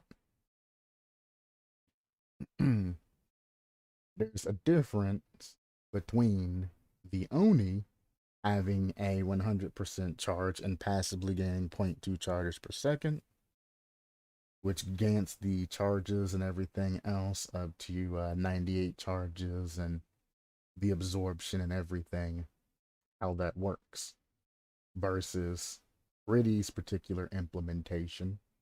And actually, let's fuck what he's saying, and let's actually click on the full Oni builds. And let's go over a couple of things. Because he only took a picture of one part of the particular Oni's stats and all of that. Let's look at everything. We're going to, for the moment, ignore the perks that'll help everything and the Oni specifically when it comes down to that. And we're going to hop into the actual Oni's powers. Don't know if he's been changed recently. If it has, then this isn't going to be completely accurate, but the Oni was this at one point in time. So keep this in mind. This is where we are pushing from. Now, blood orbs are left from only injured foes. You only get power from absorbing power from injured foes. Absorbing power, he holds his hand out, he sucks all the orbs and everything into him, which generally stops the Oni, from moving on until all the orbs are sucked up. Albeit it is fairly fast, it is still a little bit of a delay when it comes down to that. Now, as the Oni absorbs power, he initiates his Blood Fury, which gives him the Demon Dash and the Demon Strike. Everybody knows the Demon Dash and the Demon Strike, which is a one-hit down, etc., etc. While he's absorbing, he slowed down to 3.45 meters per second, but he also has to, look around and all of that and suck up the particular orbs. So he's not going to be continuously moving towards a particular survivor necessarily as he's collecting orbs. He's going to be stopped collecting orbs and he's going to be continuing pursuit. Demon Strike and Demon Dash. Demon Strike's 4.6. The Demon Dash puts him up to 7.82. Everybody knows this, etc., etc. His absorption range is only 0.5 meters, which is what I'm talking about. He has to move around to get fairly close to the actual absorption range, and he has to move around and look around to pick up these blood orbs. So saying a passive of, X amount of things on your particular killer at a 5% is different from Oni, because Oni has to actually, do things to get his stuff up. But we'll get to the passive on the blood orbs in a minute. He has to be within, or passives on his power in a minute. 0.5 meters is how close he has to be at a particular orb to pick it up. Or the absorption range of the orb, not to pick it up, just the absorption range, to where it has to be that close to him for pick it up. He can attract range any orbs that are within 6 meters and are within a 45-degree cone of his field of view, which is where I was saying he has to move around and look around to suck up orbs. He has to hoover that shit up. He can't just stand in place and all the orbs around him suck into him and he can continue around the survivor. No, as survivors drop orbs, he has to pull out and he has to hoover, with the sweeping motion, picking up all of the orbs that are generally in an area around the survivor. And as he's looping them and all of that, the orbs are going to drop all around the place. And like I said, like a little hoover, vacuum, or Roomba or something like that, he has to look at every individual orb within a 45-degree angle and then, suck them up that way. Traction speed is fast, so it doesn't take that long, which I mentioned earlier, but it still stops you and keeps you from, pursuing survivor during that time that you're slowed to 3.45 meters per second. That's not increased time after survivor. That's time as you're hoovering up things. That is standing still time for the most part. So let me reiterate. The absorption range before the blood orbs go into the Oni is 0.5 meters. They have to be that close for him to actually suck the orbs into him. He can attract them at 6 meters away within a 45-degree cone, but they have to be within 0.5 meters of him in order for them to actually get sucked into his body. So the first time I went over this, I can see how somebody could be confused and say, well, Q, that's not right. That's why I'm going back over it again. That's why I repeat myself. Attraction range and absorption range are two different things. I can hoover it in from 6 meters, but until it gets to 0.5 meters of me, it's not actually going to give me credit for actually having that orb in. When they drop, as it says, they drop 8 meters from the particular survivor.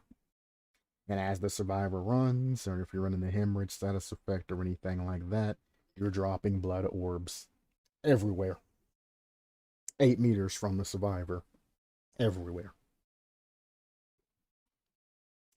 So again, even though they attract fast, you have to have a 45-degree view and you have to hoover that shit up.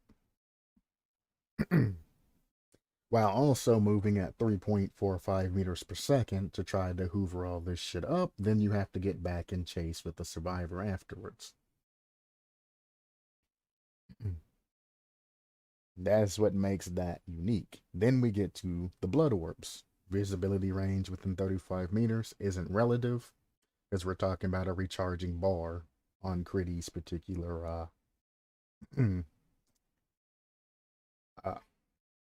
thing, concept. So what we got going to this being passive and everything like that, you get 2 blood orbs per 4 seconds.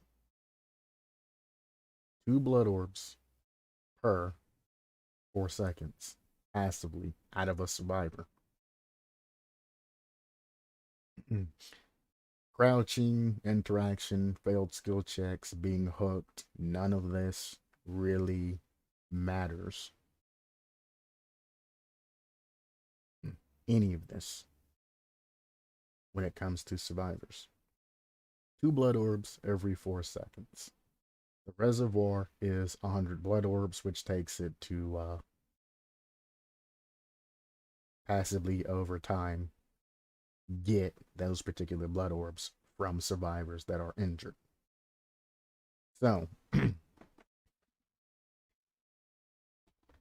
this is where things are going to get a little bit convoluted between Critty's chapter and the Oni's chapter.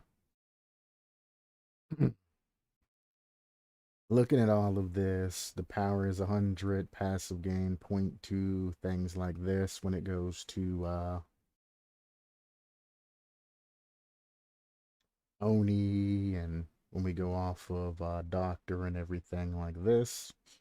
This isn't necessarily a good spot to pull up when it comes to passive regeneration of 0.2 charges per second going up to a opacity of 100 and all of that.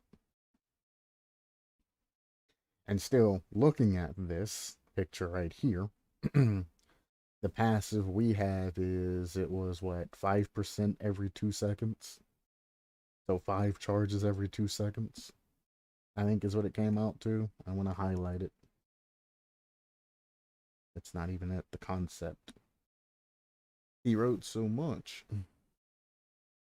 That's all survivor. Blah, blah, blah.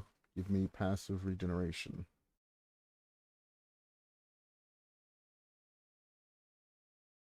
I could just control F and type in 5%, but I want to actually find it.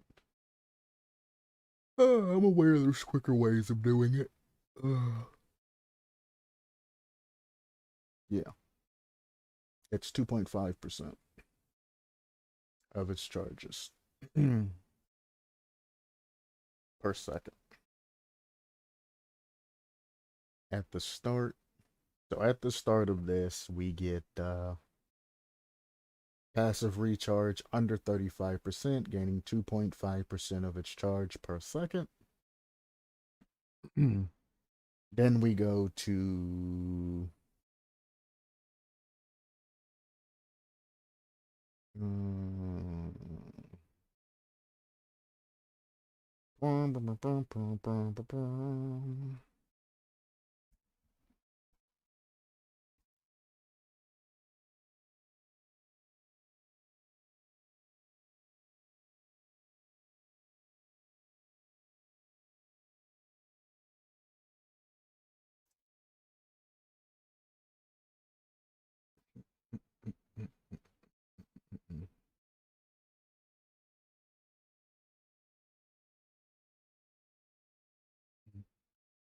I'm just rereading everything to make sure that's just the end. Boom, boom, boom, boom, boom. And then add-on wise, there doesn't seem to be any add-ons that increase particular charge time. So everything I said earlier, just divide in half or times by 2, and that's the same amount of time that you can send wave after wave after wave. It's still an issue.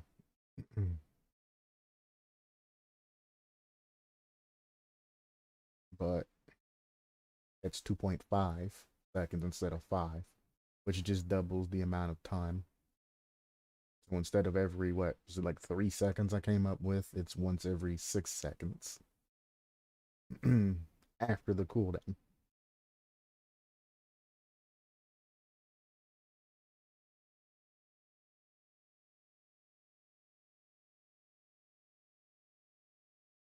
Cool.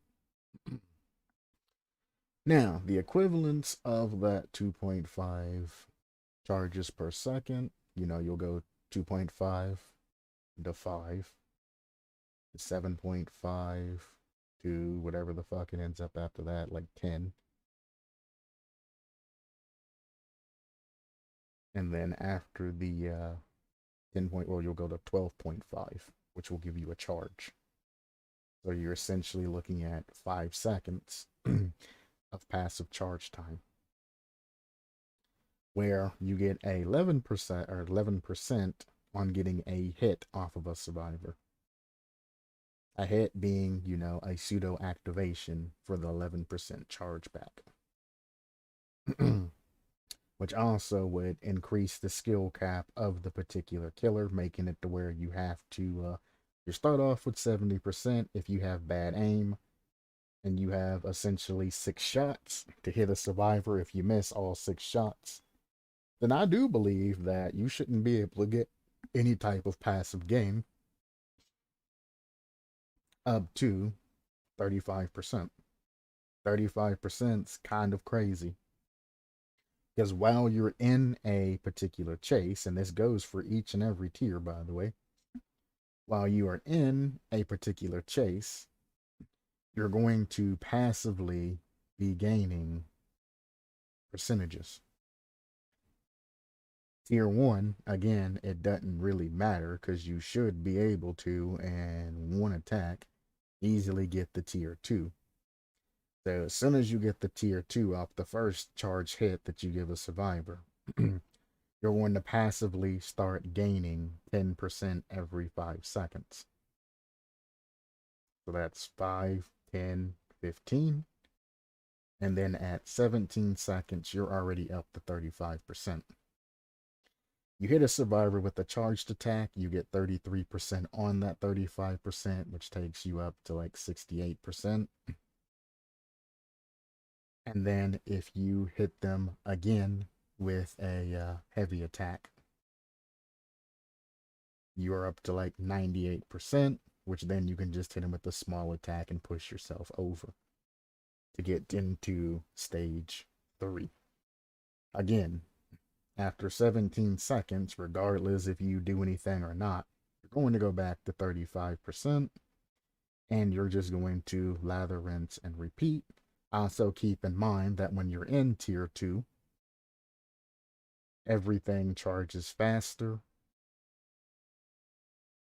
and you move faster. So it becomes easier to get these hits as you go from stage 2 all the way to stage 3 and things like that. So, in essence, you're going to go from stage 1 to stage 2.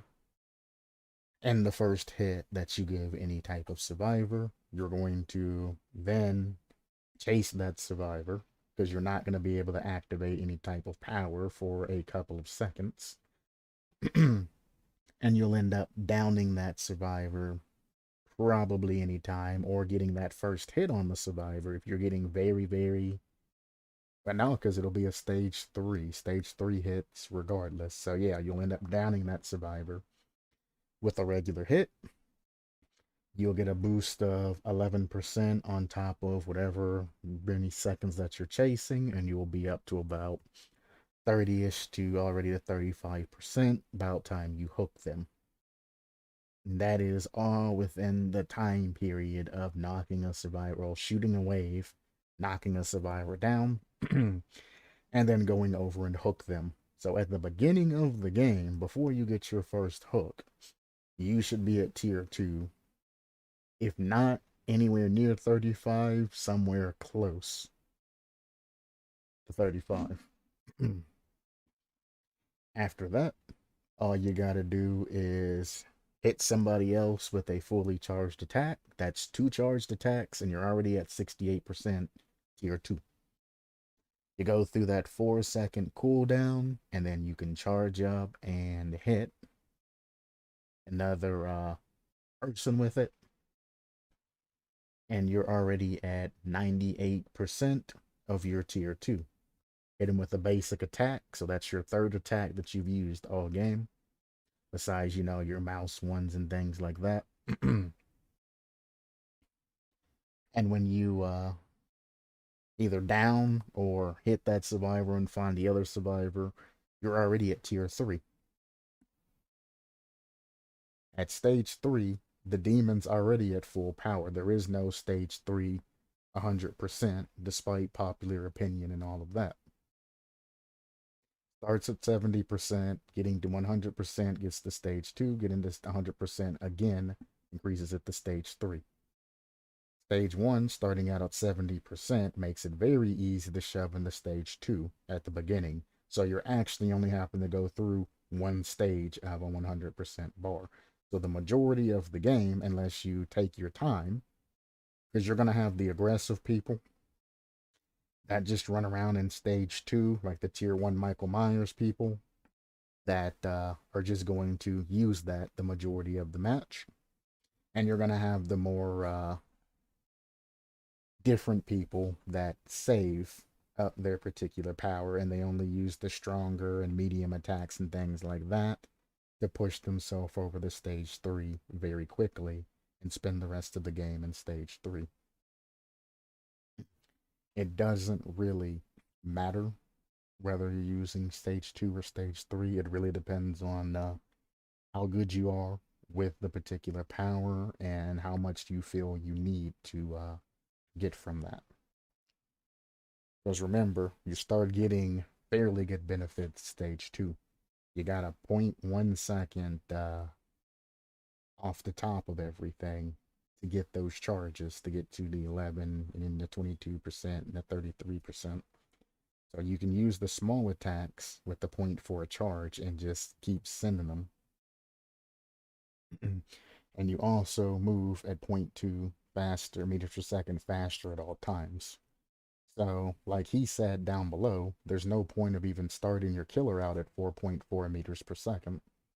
And there's no point of even incorporating this as your stage 2. You might as well just make your base 4.6 meters per second and just make it 0.5 seconds to charge up from base. Only have 2 stages like Galanonim went, and how I've been talking about the last couple of days. You cut out the fat, use only 2 stages. Stage 2 will be your stage 1, and stage 3 will be your stage 2. Make it to where you get some benefit at stage 2, and when you get to stage 3, you get whatever. Because at stage 3, that can be gained very quickly. You're going to have a killer that's moving in upwards of 5 meters per second. or not 5 meters per second. Jesus Christ, that would be ridiculous. 0.6 meters per second faster while charging. And any of the wing attacks that you do will now deal 1 health state of damage, regardless of what charge level and anything like that. Which again goes to the immediate game over to where people cannot escape. And people are going to start rage quitting because you're going to be clapping survivors. Nicer people that understand how OP everything balanced is will stay in stage 2, giving survivors at least a chance to do things. You know, they'll play the tier 1 Michael Myers to where the stealth is an issue, but, you know, Michael Myers is slower and has less of a lunge distance and all of that by base. Which all of you that want to throw the oblivious status effect out there, by the way, that's something that I point you to look at. Think of a tier 1 Michael Myers, who essentially has, you know, the undetectable, or in this case, it'd be the oblivious status effect, is what it, as he essentially has. And they had to go on top of that and nerf his stats to not make him just a always stealth killer that just goes in clapping people. That's how they balanced him.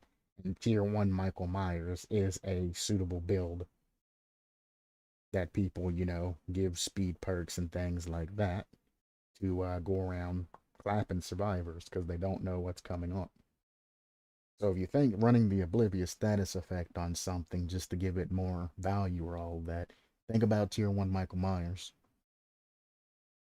And think about how much power that he has, and behavior decided to nerf his speed and everything, throwing that in as just a general balance because oblivious status effect is amazing. That's on a side note though. At the start of the game, you know, the first time you hit, if you hit the first survivor you run across with a max attack, which isn't going to be that hard because generally the survivors either running around and has gotten caught, or they're working on a generator and the killer comes in and it's just an initiation of a chase. They have all the time in the world to line up that shot. They don't have to get it immediately. They can wait and catch you as you're about to go through a window or anything like that and clap you because of the speed of this particular wave going out.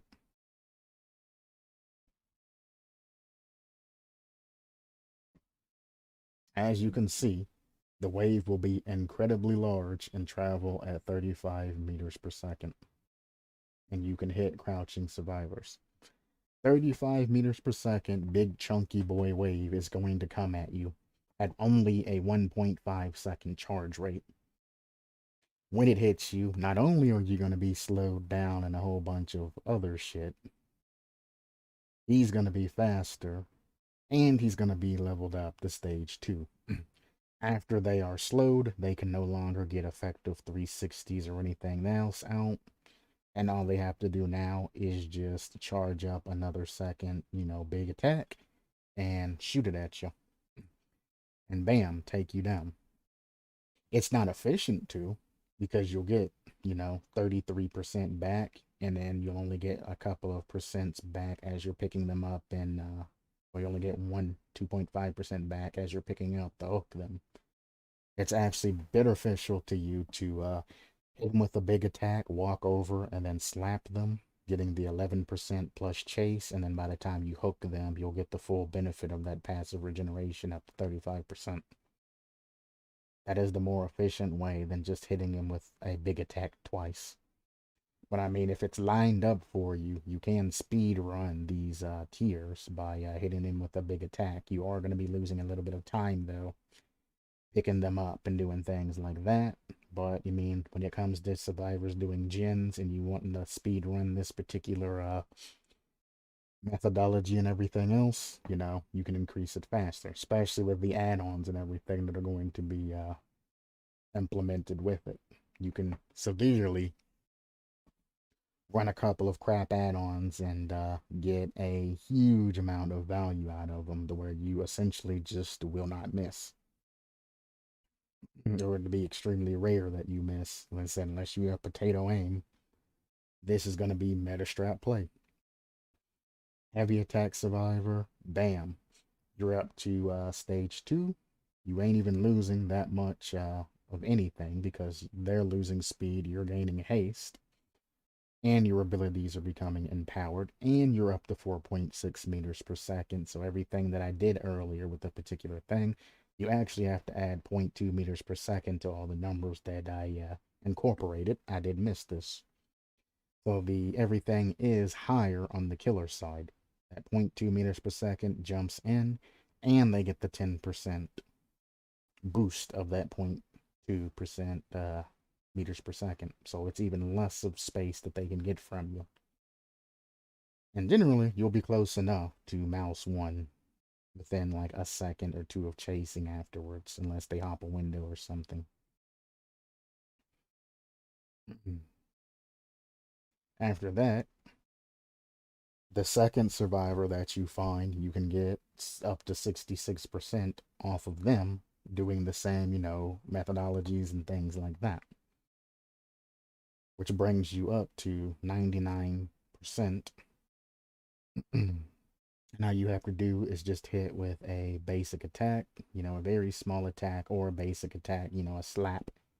And you're up to tier 3, to which you can just send wave after wave after wave and not have to worry about anything. The speed at which you move is almost around about the time or the speed that a survivor will move, or it's directly equal if you land an attack.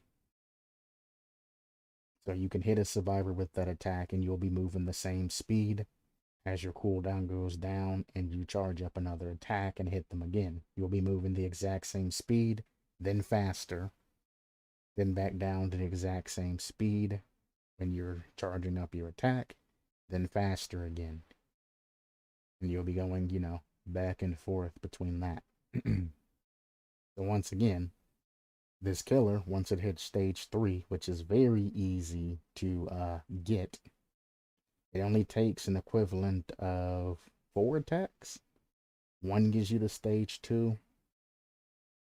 If you wait the passives out, but let's say you don't use the passive, that's 3 attacks there. So 4 attacks and then 1 attack to push you over.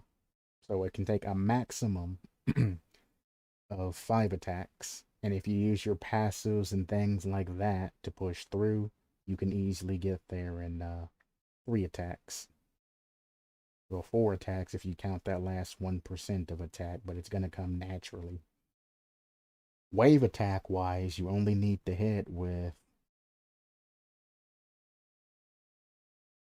3 of them.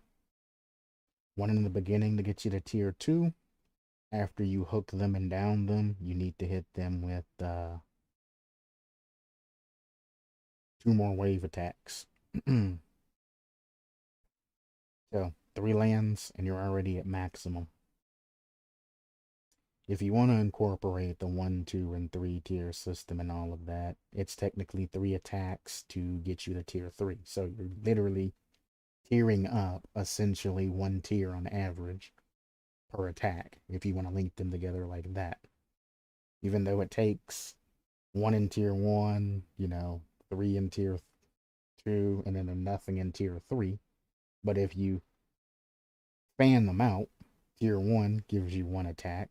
Tier 2, on average, you only have to do 1 attack. And then tier 3, you can add that in as 1 attack there. If you want to balance this out per hits per tier, 1 hit per tier up. It's kind of ridiculous. It's kind of a convoluted way to look at things, but you can compare it to the number of tiers versus the number of hits. So,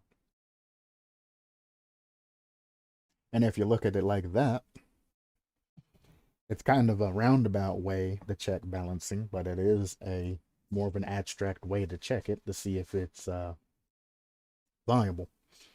And if you don't do the chasing method and you just use strong attacks, you're going to be looking at 1, for tier 1, 2 for tier 2, and 1 for tier 3. Or 1 for tier 1, 1 for tier 2, and 2 for tier 3. Fanning it out the same extract way. And if you think about it that way, something that's the equivalent of a basic attack, but wider and faster, just tearing up that way is kind of ludicrous, yes? And that's the inherent problem that I'm going to have with this killer. Your killer goes from super powerful, the OP powerful, to Exodia powerful. As soon as you hit tier 3, again, match should just end. Survivors should be considered clapped, and a new game should start. Because you ain't getting away from that. Especially if you manage to land a majority of your things and you have just 100% of your power bar, in which you can just wave after wave after wave. Keep sending at survivors and hitting them. With the range that you have, as long as you are looking at a particular hook, any type of unhooks that survivors do, you can just send your max level attack cross map and it'll hit you. And it's not like the artist's birds that hit you cross map and all of that. Where it's like, dang man, I got hit by a bird, I'm marked. Now she's gonna know where I'm at. Like, no, this is raw damage that is coming for your ass at a very, very high amount of speed. So that's another one of the reasons why I don't agree with P-Man when it comes to, he says, remove the range of the tier 3 attack. It's very hard to get a Huntress's hit across map. Even the ones that main don't always land, those hits on survivors that are getting unhooked, as well as their hitbox being combined when they're pulling them off of the particular hook. It nullifies half of the hits that they actually do get from that distance. It's not extremely difficult, but it is semi-difficult to get those snipes. So, having an attack that's wider can completely negate the combined hitbox and things like that, and really screw things over for some particular survivors. It'll get rid of the borrowed time if they have it immediately as they're getting unhooked, and if you're on your way over to them, they're going to have that slow effect because it passed through them. Both survivors are, because it passes through both of them. And the borrowed time that he had to get away from the tunnel killer is going to be gone. They're going to be slowed. The killer coming towards him is going to have speed, and it's just going to come down to another downing. Again, this killer's a pain in the ass if the killer decides he wants to camp, especially if you go in the basement. A camping killer here or a basement killer, this killer wins every time. And you don't even have to redown them. Again, it's about getting those massive attacks out to increase your progress to tier 3 so you can end the map and, clean the game up. Who cares if the survivors unhook them and they escape? As they're down there, if you get a charged attack and you hit a survivor, I don't know if it goes through multiple survivors. I want to say that it said at one point that it does, but I don't remember. I remember, I don't know if it was his or Galanonim's, when it passes through a survivor, it loses half of its efficiency. Or something. Oh, there it is. The wave will pass through survivors and continue its maximum range. However, all its effects are half for each survivor it passes through. So if there's multiple survivors down in the basement, and even if their hitbox combined and all of that, it's still going to go through them, giving you a 33 plus half of 33, which is 16.5. So 16.5 after 33, is like a lot, like 49% of the two survivors that passes through on, yeah, 49%.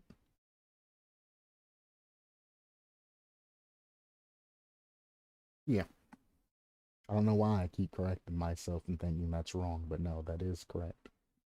49% on the two survivors that are running out of basement. And since it passes through both of them, they are going to take damage as it goes through them.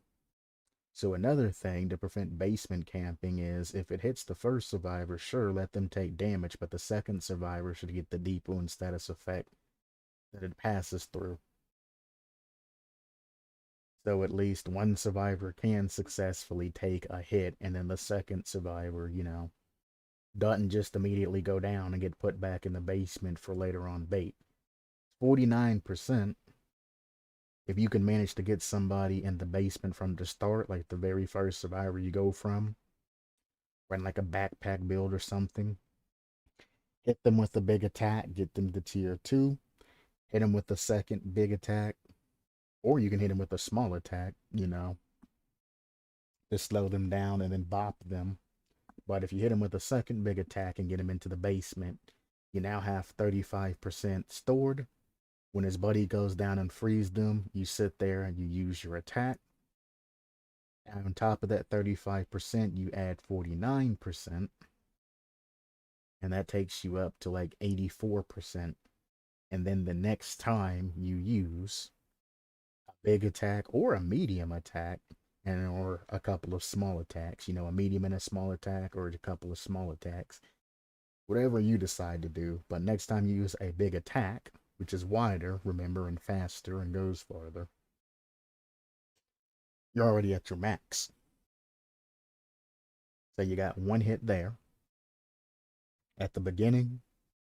The second hit does not matter whether it's a hit or a wave, because you'll be at 35% by the time you get them to the hook and hook them. The next wave pushes it almost up to the top or beyond if you manage to get like a 3-piece or something like that. But the next shot pushes it almost to the top, and then one more big hit after that maxes out your gauge, and then you can start clapping survivors. And all of this can be done very quickly. Very, very, very quickly. Then after that, all you have to do is go out patrolling. Any survivors you run into, all you have to do is release a small attack, and they're going to take damage every time. You're going to have that increase of speed, the 4.6, and you're just going to be going out clapping survivors left and right. So not only can they not be touched by your particular wave, they're going to continuously take damage.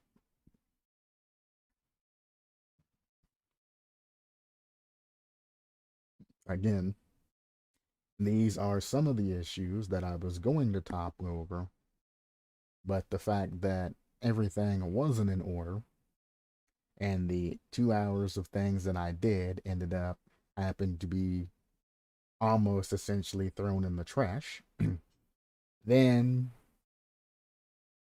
all of this other stuff coming in and talking about everything else and all of this comments, etc., being thrown on top of it, I elected to just cut that short and go on to another topic, to go on the Galanonim's project and go from there. Now that I have time to go back in, now I've said everything. Well, I ain't said everything. There are still some things that I'm still not going to talk about. I'm going to let everybody else figure out the obvious issues that I didn't cover for themselves, because there are still obvious issues besides the rendering and things like that. But I'm not going to point out everything in some particular person's concept. And I say that with every concept. There are some things that I just don't want to talk about because I want the creators to go back in, relook at their stuff, and find out, oh, what's that? What are the things that are wrong about the concept that Q might have been talking about that he's not going to talk about? Or what he was thinking about. I wonder what he was talking about, going through, looking at it, and then finding the obvious, like really big huge, obvious exploits and problems and being like, well, goddamn, how didn't I see this the first time? There is one very big exploit that I've been trying not, or a big problem slash exploit that this particular killer has that I haven't even spoken about is I want Critty to find it, or if somebody's nice enough on the forum to pick it out. Maybe Pieman already talked about it because I ain't reading this whole Goliath of a paragraph there. He might have talked about it, but I don't know. But there is one thing that, for the most part, nobody's even seen, and it's very obvious. Like, if you think about base game Dead by Daylight and you incorporate this killer, like, if you actually go in and look at things, etc., etc., and imagine yourself, playing this killer with all the information you have in front of you with cooldown and everything else, and you think about it, it'll hit you in the face like a truck, and you'll be like, God damn, how did I not see this the first time? Either way, I'm going to leave it here. Critty will either find it, he'll upgrade this thing, he'll leave it the same, he'll do whatever he wants to do because it is his, not Pieman's. Get out of here with this bullshit. But it is his concept. He can leave it however in whatever state he wants to leave it in. I personally have done my part in going over that. And that's all I need to say. I'm going over this now because it's 6:34 a.m. I haven't even worked on any of my projects or done anything because, well, I've been asleep. So, yeah, I got a lot of work to do. I may do a very short review tomorrow. I'm not entirely sure, but don't hold me to it. I might not come back and do anything. So here's your content for now. And thank you, anybody, for stopping by. Pretty, I see what you're trying to do. I really do. And I respect you for going out on a ledge and experimenting and trying to make it work. But as we all know in life, especially being adults and things like that, not everything that you try is going to work. You'll have some hits, you'll have some misses. You just got to kind of get past the point on the misses and try to, you know, incorporate better things in the future because not everything can be saved and not everything can be fixed. You can throw a lot of hours into this, but I mean, at to what end? The odds of something, super amazing that's got 2,000 worth of, thought into it being picked up by behavior is extremely, low. So why put in a huge amount of time into, a concept or an idea or something like that, besides, just polishing it a little bit? What's the point? And as a map creator, and I tried creating games and things like that, it takes too much programming and crap like that. I rather take an engine, a game engine, and then just build a map and let somebody else deal with the bullshit. Way too much work building a game.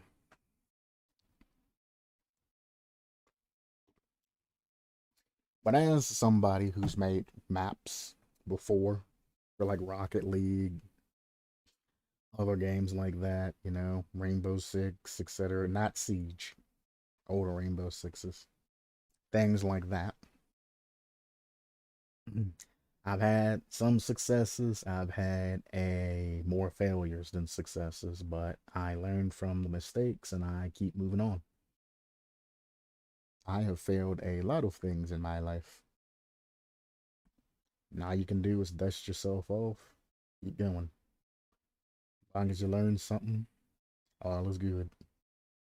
The one thing that I would give anybody that is a content creator is do not spend a lot of time, like a hugely, part of time on a concept that that you're doing for free or, for fun or something like that. You spend 500 hours on a concept that doesn't get accepted or anything like that, and you make it your bread and butter. Or if you spend like, 2,000 hours designing a game that's a banger and people, like the game and you get credit and all of that for it, but it ends up being, on Epic or Steam for free and you're not really charging anybody for it or getting any type of value, just, clout from it. It's not worth all the headaches and emotional changes and the anger and the frustration and, the time sink put into it. I'm not saying not to spend time on your creations. I'm saying don't spend a huge amount of unnecessary time on your creation. Set a time limit or amount of days you're going to work on it. Work on it for those amount of days. And if it doesn't get finished, I mean, you can always go back to it in the future or delay it and to where you have more time to put into it.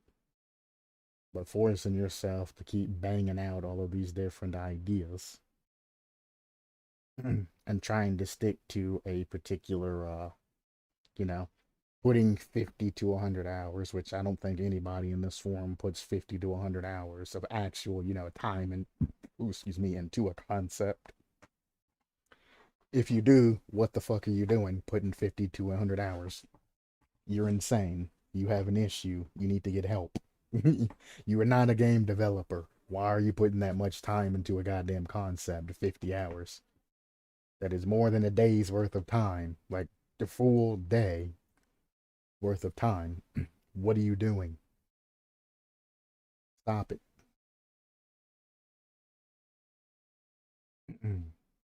But you should also spend more time than just a basic hour putting into something because you get shitty ass concepts when you only put like an hour into work and they don't make any kind of sense and you just leave people with more questions like this. All of not even an hour was put into this. This is the classic example of what I'm talking about. Didn't even use the tools that were available in between all of this. He kept a layout of somebody else's template, or this is how he laid it out, but he put no information in between. And instead of taking the time to learn the tools of the actual form before posting, or just taking it to an external program that you do know, like a notepad or something like that, then copying and pasting it, he just did some bullshit like this, and this was probably all posted within an hour. And there you go. There's my concept, guys. Obviously, I'm not taking the time to review it because it's only like a 2 sentence concept. I do have my standards when it comes to things like that. If you're not going to put any time into your actual idea, I'm not going to take the time to actually review it. Perk concept. Cordy has posted something again. That's decent. I can go back in and check that out. And then the last thing I'm going to go over as sort of like a palate cleanser is a perk concept detection. I'm not going to say that word because it could be a derogatory or something like that, but we will say Mr. 007 over there made a perk called detection. You have an eye that keeps mechanical progress on track with a prerequisite. Um,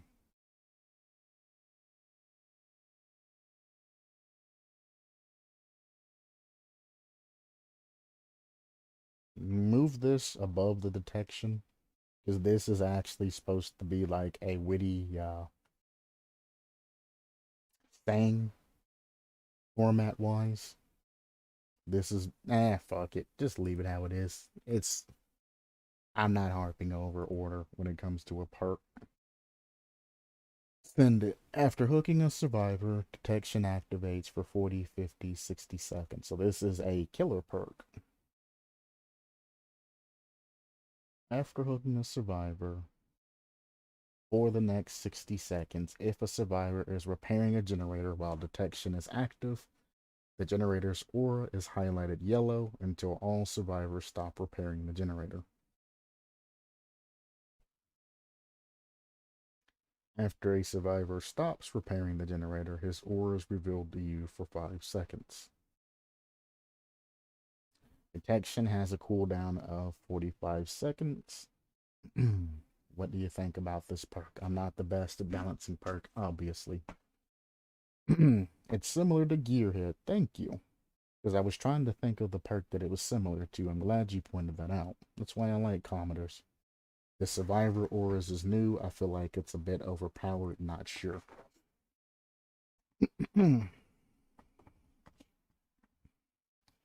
um,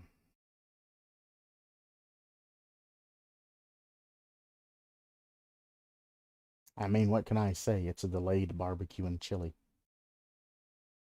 If you hook a survivor and then you walk towards a generator that's been worked on, you can tell if the survivor is staying there, or you can tell when the survivor is actually moving.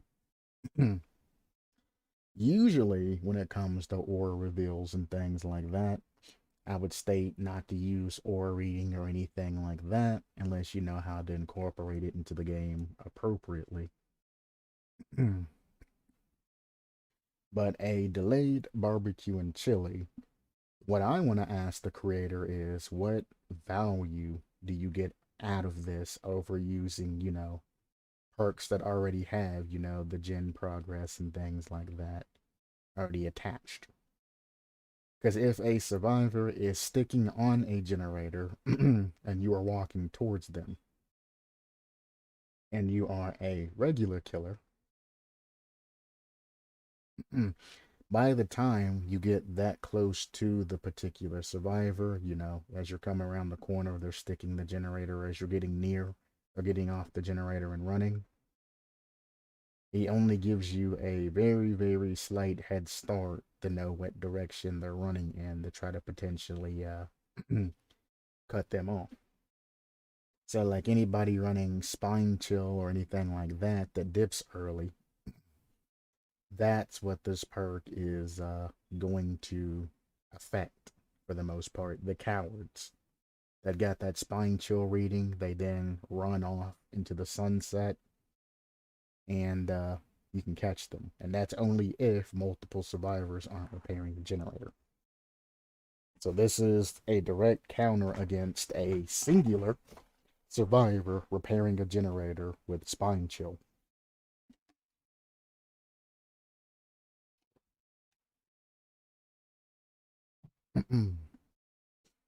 Because when you are within tear radius, if they take off running and anything like that, it's just a regular chase. You don't need the ore reveal and anything like that because you have scratch marks, etc., etc. Unless that particular survivor is hiding, which it's rare to see somebody actually just straight up jump into a locker and hide. You aren't going to run into any types of those issues. So I guess newer survivors that are cowards and run away, it'll help you clean them up. But survivors that have played the game for a while, anywhere gold and higher, possibly in silver, this perk's not going to do anything for you. You're going to walk up to them as they're working on a generator. They're either going to stick the generator and finish it, or they're going to move, within that general area most survivors move after they hear the tear radius. You're going to initiate a chase with them, and they're just going to run the loop like usual. in that 5 seconds, and you're not going to get any value from the perk. And if you're a stealth part or a stealth killer, like Ghostface, for example, and you sneak all the way up to a generator, and they're using Spine Chill and Run Away, I mean, you have eyes on to where they're going, but I mean, again, if it's a regular killer, they're not going to be within tear radius anyway, so they're going to be able to see you running. But it'll give Ghostface kind of a little bit of a heads up. And that's stacked with Ghostface's other perk, which gives the 6 seconds of aura reveal when they do any rushed action within X amount of meters from you. Could stack a decent amount of aura reveal. On the flip side, you're a stealth killer and you sneak up to a survivor that's on a generator, and the game screws you over and you don't get your grab because Dead by Daylight loves to do that nowadays.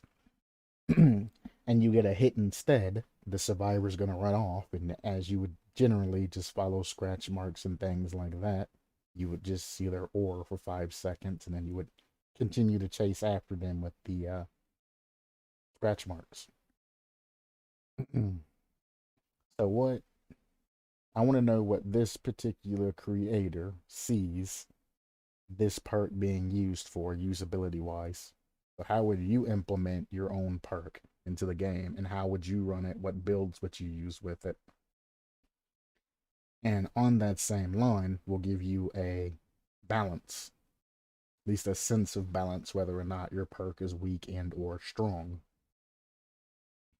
Also, again, go to the perk website, Control F, and search up keywords or highlights, or the word aura just in general.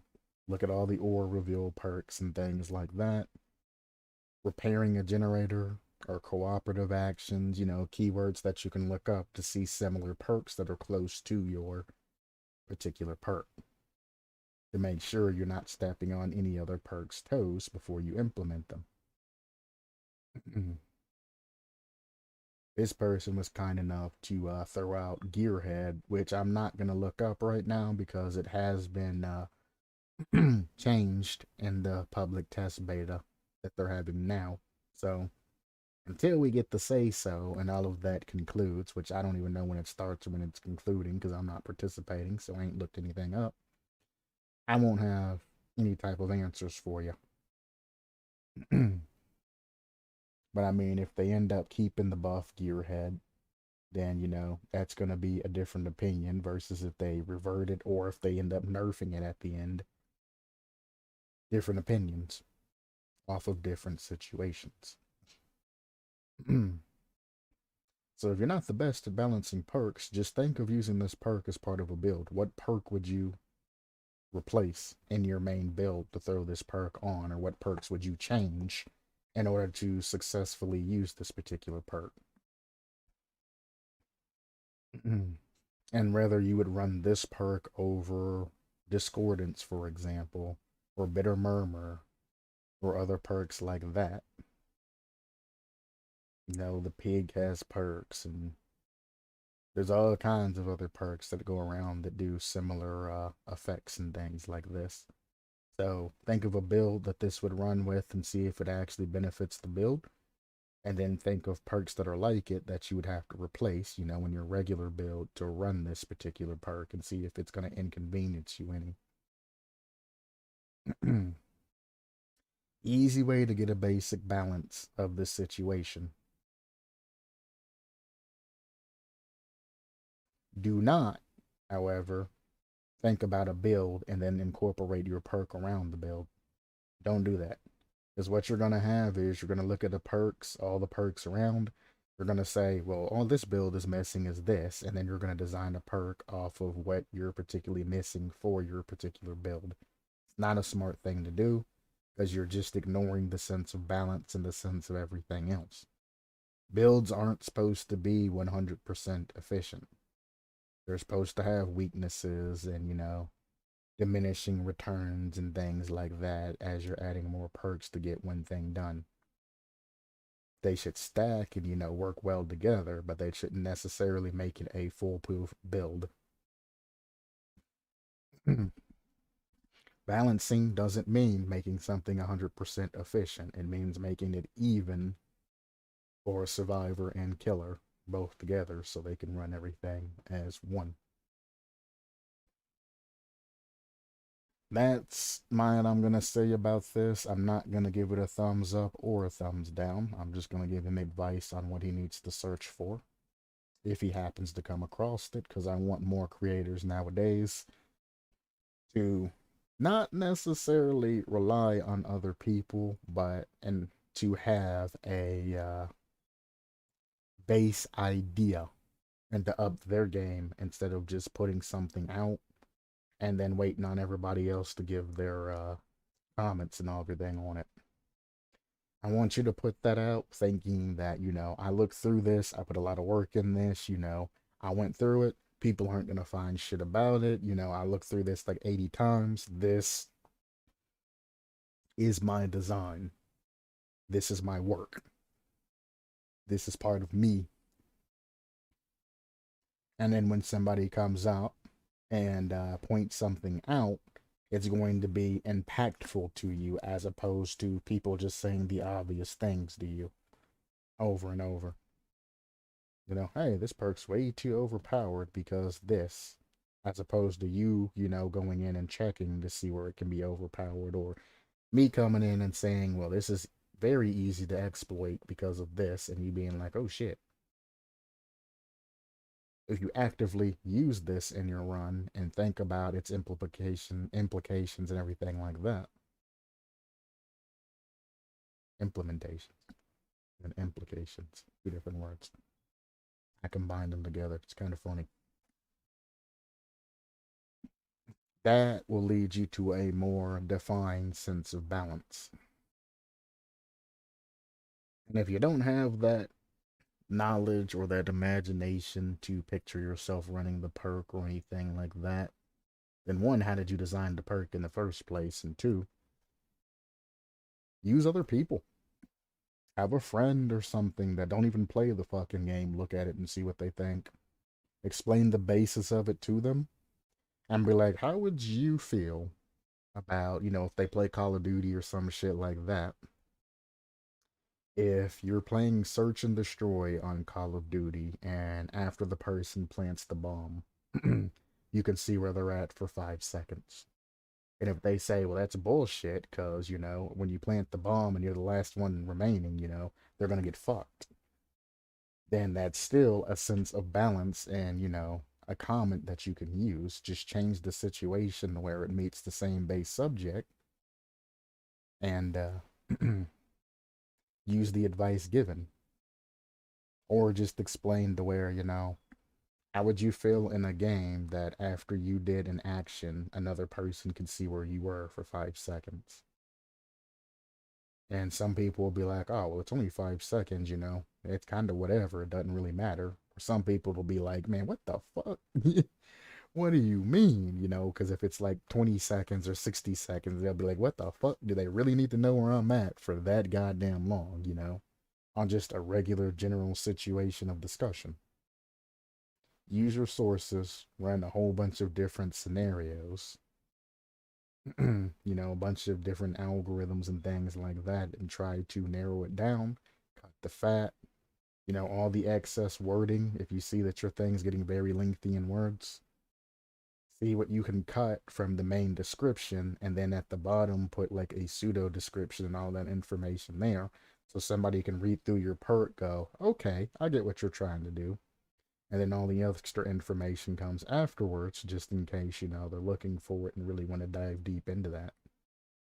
Some people want the TLDR, other people want to read the whole thing, but you should offer both for different people, you know what I'm saying? But anyway, that has been a talk with Q. It's 2 hours and 45 minutes in, so I am more than satisfied for dropping content for the rest of the day and just leaving this here. Not picking on you, Critty. Not mad at you. Not talking shit or anything like that. I just figured I would jump back in and further explain what I was trying to talk about earlier before things kind of got a little bit derailed. So, this is the wrap up of everything, and that is the end of it. Whatever I say, take it or leave it. Treat it as gold, throw it in the fucking trash. I personally do not care.